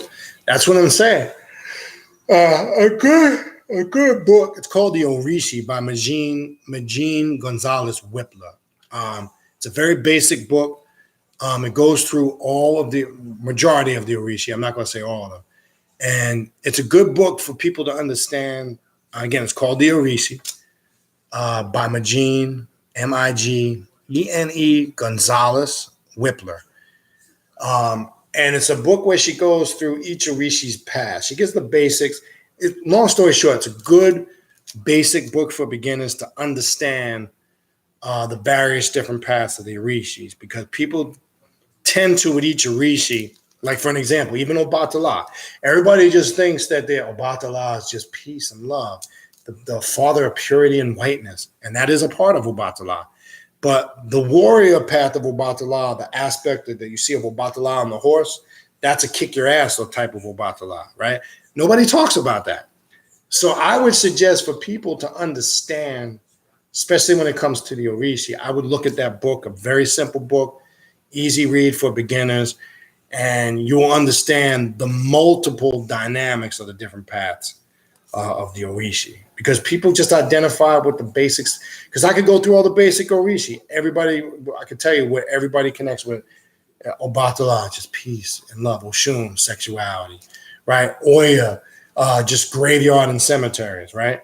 I could just tell you the basics because people don't take the time to really understand the dynamics of these paths. Because remember, why are there multiple different paths of all these Orishis? Because they reflect the multiple personalities that reside within you. You are those personalities. You exercise those personalities and those behaviors. That's how the Babalawo will mark you through Ifa being a child of a certain Orishi, because you display the characteristics of a certain path of that Orishi. I mean, there's more dynamics to it. We could be here forever talking about it, but I'm just giving you an example. Apply that to Aset. It's the same thing. Got to be able to understand that.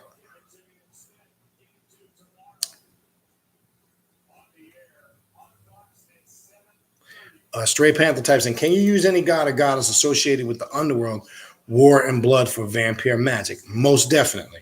Remember, I've talked many times in the past about working with different pantheons. You can mix different ones as long as they're connected to a similar energy. Like, for an example, you can use Sekhmet. Sekhmet is a vampire goddess, right? Kali is one of the most powerful vampire goddesses. You can use Kali as a vampire goddess. Now, as far as you're saying associated with the underworld, there's particular ones you can use as long as they have that warrior type energy, as you say, for war and blood. And I brought up Sekhmet per se. Definitely can use that. Remember, though, now dealing with the underworld, and people forget this. And when you read about the 12 gates of the Duat, and I believe, I could be wrong, but before you get to the 9th gate of of Heru and Set, I believe on the 7th, that guides you to the underworld and dealing, there's an aspect of Sekhmet, Aset, and I'm going to say, I believe it's Hathor. I could be wrong. Don't quote me on that. But there is that connection. You can work with any of those aspects as long as it's tied into that energy, like you say, of war and blood, right? All right, what else? I think, okay, hold on. Hold up, thing jumped on me again. All right. Thought I was at the end, I wasn't. All right, there we go.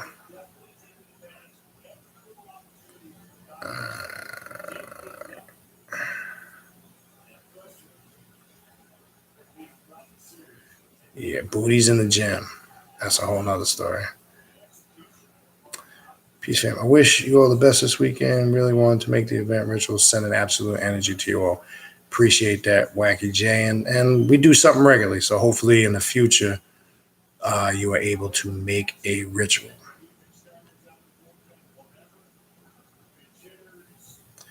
Okay, G Grant typed in. I want to make sure. I may not be understanding this question. Let me see if I'm wrong. Maybe you can correct me down on the bottom. Maybe it could be the way it was worded. Can you pull energy without in the system without absorbing? Okay, I understand your question. That's a very tricky question. And when I say tricky, that's not the wrong word. A complicated question. It's kind of hard to pull energy, period, from this process, say vampirism, without being affected by it in some shape, form, or fashion. So I want to explain that. So it would be very hard to pull this energy. Now you don't have to. Now there's a way you don't have to fully absorb it. You can limit your intake of it, but is there a way to pull it without being affected by it at all? I'm going to say no. Can you control the level of that being affected? Yes, because you can control, how much or the level of intensity you're going to pull it. But when again, I'm talking specifically about this spiritual practice. So it would be hard not to be affected on some level. I mean, that's a very good question. It's a very complex question. Now, I don't know how somebody would explain if somebody was in disagreement with that. How would you, because remember, if you understand the system of vampirism and how the energy is pulled, that's why I'm saying that. I wouldn't, somebody would have to explain to me if you were using the absorption technique when you're zoning in on something. Like, let's say you're doing the non-touch absorption technique. Just so you can understand my point.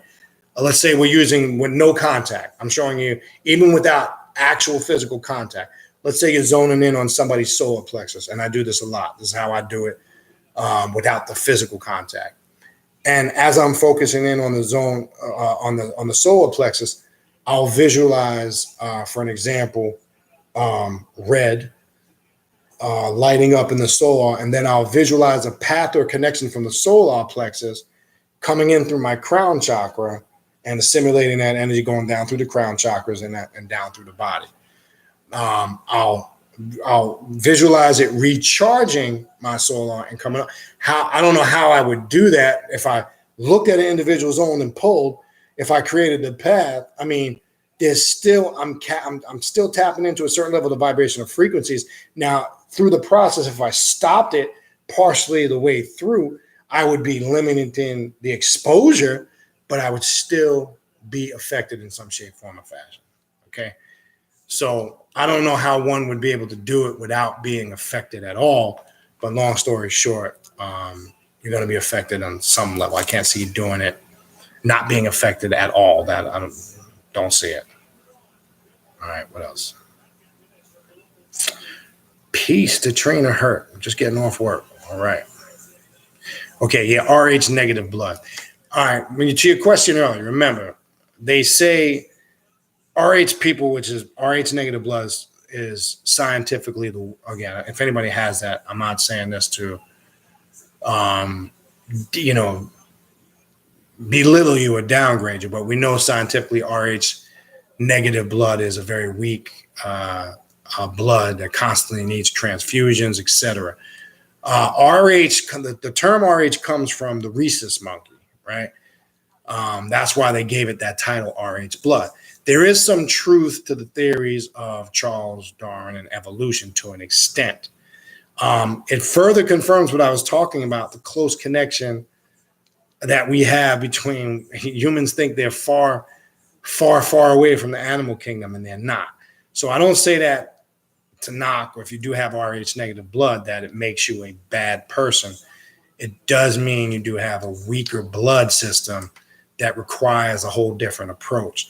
Now, whether by nature they would be more vampiric because they need more of the blood transfusions and more of the blood, I mean, it's just how you look at it, the perspective. But it does it connect and tie into this whole aspect of absorption of energy and feeding? There is a connection there. Yeah. All right. So, all right.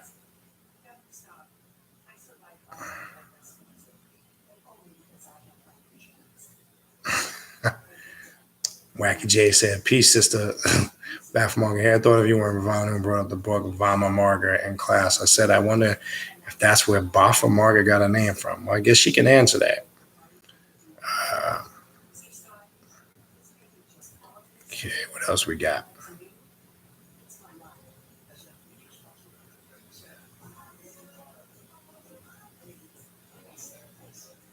All right, what else we got?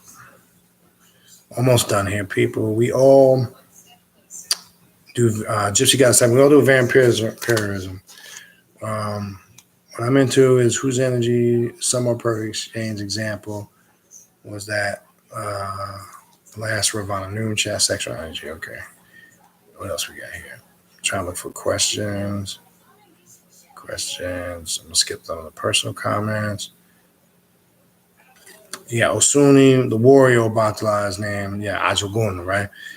He rides a white horse with a red sash and a sword. And that's a path of Obatala that not a lot of people talk about. Because Obatala is just this fatherly, peaceful, figure. And again, I want to stress, yes, there is that aspect. Just like the author of this book was saying, there is those motherly goddess, characteristics of Aset that we're all familiar with.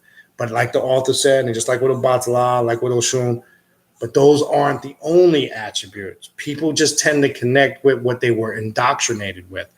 If you're a real practitioner and you understand archetypes and deities on this path, you would do your due diligence and research and understand. So I find it interesting when somebody says, I work with Oshun, or I work with this, or I work with that. I say, yeah, okay, cool. Well, what aspect do you work with? Then, then the deer in the headlights. What do you mean? That's what I mean. All right. Think that's it. I'm at the end of the chat. All right. We're going to wrap it up. Again, I want to, in closing real quick, if you came in late for the next few weeks, probably next 2 or 3, depending on how much material we get through, this was the book. And I believe Brother Duma said it was $25. The Ascetic Bible by Louis Marquez. Barnes & Noble is where you need to go on and get this book. I mentioned earlier, it is on Amazon. The last time I checked, it was a ridiculous ass price. It was like 70 or 80 bucks. Barnes and Noble has it. I would suggest if you're going to be watching the videos the next few weeks, this is the book I'm going to be going through. I'll be on it for a few weeks. There's a lot in here. Obviously, we can't cover the whole book because we'd be on it for months. I will cover the key points. Tonight was to introduce you to a whole nother side of Aset, introduce you to the real children of Aset. Next week, I'm going to get a little more in depth on what is this eternal bloodline of Aset? Who are these unseen children of Aset that the book is talking about, that walk with us, that some we don't even see, and they're constantly with us. This is a beautiful thing if you understand it. And when you hear that term, we are never alone. I don't like to sound cliche. If you're an individual, you're a loner, you're struggling in life, you're going through hard times. We all have it at some point in life. We all go through it, periods. Trust me, when you understand this path, you really are never alone. And it's a beautiful thing. And I can attest to this. In points in my life where I was lowest of low, struggling, didn't have a dime in my pocket, whatever. Those really rough periods, just everything was going fucked up. I know by connecting to the spirits, the archetype, working with this path was what was able to get me through, what was able to give me my strength. Even in losing loved ones, death of family over the years, be it, my son's older mother, my father, my best friend and father, that was just in the last year. There's an old saying, and again, even though it's a religious saying, apply it from a left-hand path perspective.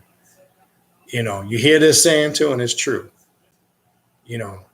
God only, they'll say God only puts, people that he loves through fucked up situations. Now, I kind of twisted that statement a little bit. There's a reason. Even though that's a religious, I'm kind of, you understand the metaphoric point. I ain't coming from the religious perspective. I'm trying to tie it into, once you're linked into this current and energy and you're working with it correctly, you truly are never alone. And I can truly attest when I reflect back, going back to the early 90s, I could start there, late 80s, early 90s, and I go through the present day. And when it's a great film, when you can look back and reflect on your life and say, what got me through those times was this. If I didn't have this, I don't know what the fuck would have happened. Who knows what bad decisions I might have made. Because remember, when they say knowledge is power, being aware is, knowing is half the battle, right? You hear that term. So having that knowledge is power. And when you're able to have that knowledge and that awareness and that power, and you're able to utilize it in certain situations in your life, especially situations that I'm talking about, it's a powerful tool. So when you understand, there's only so many words I can explain and put it into perspective. When you really understand it and you really know you're on the path and you're working it, it's a beautiful feeling. It's not something I could really put into words. I don't know what words I could use to explain that, because I'm trying to put into words of emotion that you feel. Yeah, we can word it, but it's not the same thing as feeling it and experiencing it. And it's an inner awareness that's hard to explain externally. I know some of you or many of you know what I'm talking about.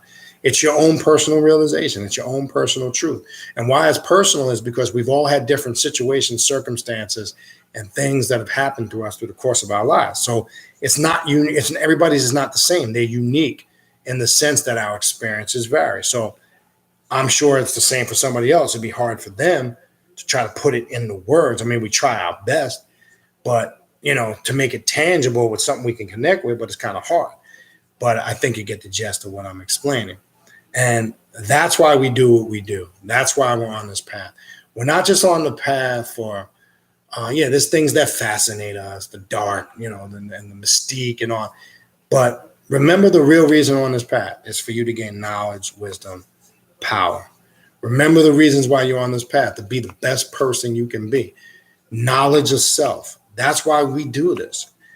There's no other reason. All of the materialistic things are secondary. There's no beautiful thing. I wouldn't trade it in for anything in the world, having the knowledge and the awareness. Knowing you're not walking around asleep. Knowing you're not walking around a mental puppet. There's no greater feeling than having your own personal spiritual sovereignty. I can't put it into words. It's the most liberating thing that anyone can have. And it's the greatest gift you can have. And it's a travesty if you allow somebody to take that away from you. And it's unfortunate that there's a lot of people that have had that taken away from them unawarely. I know they think they're doing the right thing. I know they belong to these, faith-based religions. I know they believe there's pie in the sky waiting for them later. I know that they've accepted the failure mentality. Though I'm poor, broke, struggling, shit is more miserable for me here. I'm not going to do anything to better myself because there's a greater place waiting in the afterlife. All that is mental slavery doctrine. When you've completely liberated yourself from that, I can't even put it into words. It's a beautiful thing. It is what it is. But anyway, that's my closing thoughts. So again, if you don't have the Ascetian Bible by Louis Marquez, get it. It's what we're going to be using the next few weeks. I would suggest in between the videos, you read it. One thing I find over the years, people get all these books just to have them. And I've talked to so many people say, hey, man, you get that book? So I said, yeah, I got that book. Did you read it? No, I didn't get it. What the fuck did you get it for? Just to have it? To say I got it? Look on yourself? You got to read the shit. So what I would do is, obviously, you want to read the entire thing. But in between the next few weeks, start going through the book. If you do have it, start reading it. If you don't have it, I definitely would, say inspire you to get motivated and getting it. Because when I'm talking about vampirism, that's the perspective that I'm coming from. So when it's all said and done, you will understand the ancient Egyptian aspect of vampirism. You will understand, the real. We see that Aset or Isis is also a dark goddess in certain aspects on this path. So we will understand. We'll have the full extent of this when we're done. That is the goal. I hope you do your due diligence and study and research. For those, again, that are coming this weekend, I know some of you are coming from out of state. I know, Mandy, like you said, you'll be here tomorrow. Contact me when you get here so I can give you the physical address for those that are coming from out of state. So I'm looking forward to seeing some of you for the first time. I know there's a few of you coming for the first time. And again, real quick, I'm going to send tomorrow, probably at some point, an email out taking a roll call to make sure if you haven't officially confirmed that you're coming. The emails or the text is going to be very basic. If you are coming, respond back. If you're not, there's no need to respond. I'm going to put that in there. I don't want to hear why you're not. If you can't come, you can't come. I get it. It's okay. Don't give me a long email. I was going to come, but such and such, such and such. We're taking a roll call for a head count for seats and making sure we have enough of stuff set up. That's it. So other than that, look forward to seeing some of you guys this weekend. I know I'll see some of the regular people that come all the time. Sister Myra, I know you'll be there. Brother Mike, obviously Jack, Sister Sonia, I know you'll be there. Brother Adler, I'll see you there on Saturday night. I know you're coming on Saturday. So I'll see you guys out there. Peace. And next Tuesday, 7:30 p.m. All right, peace.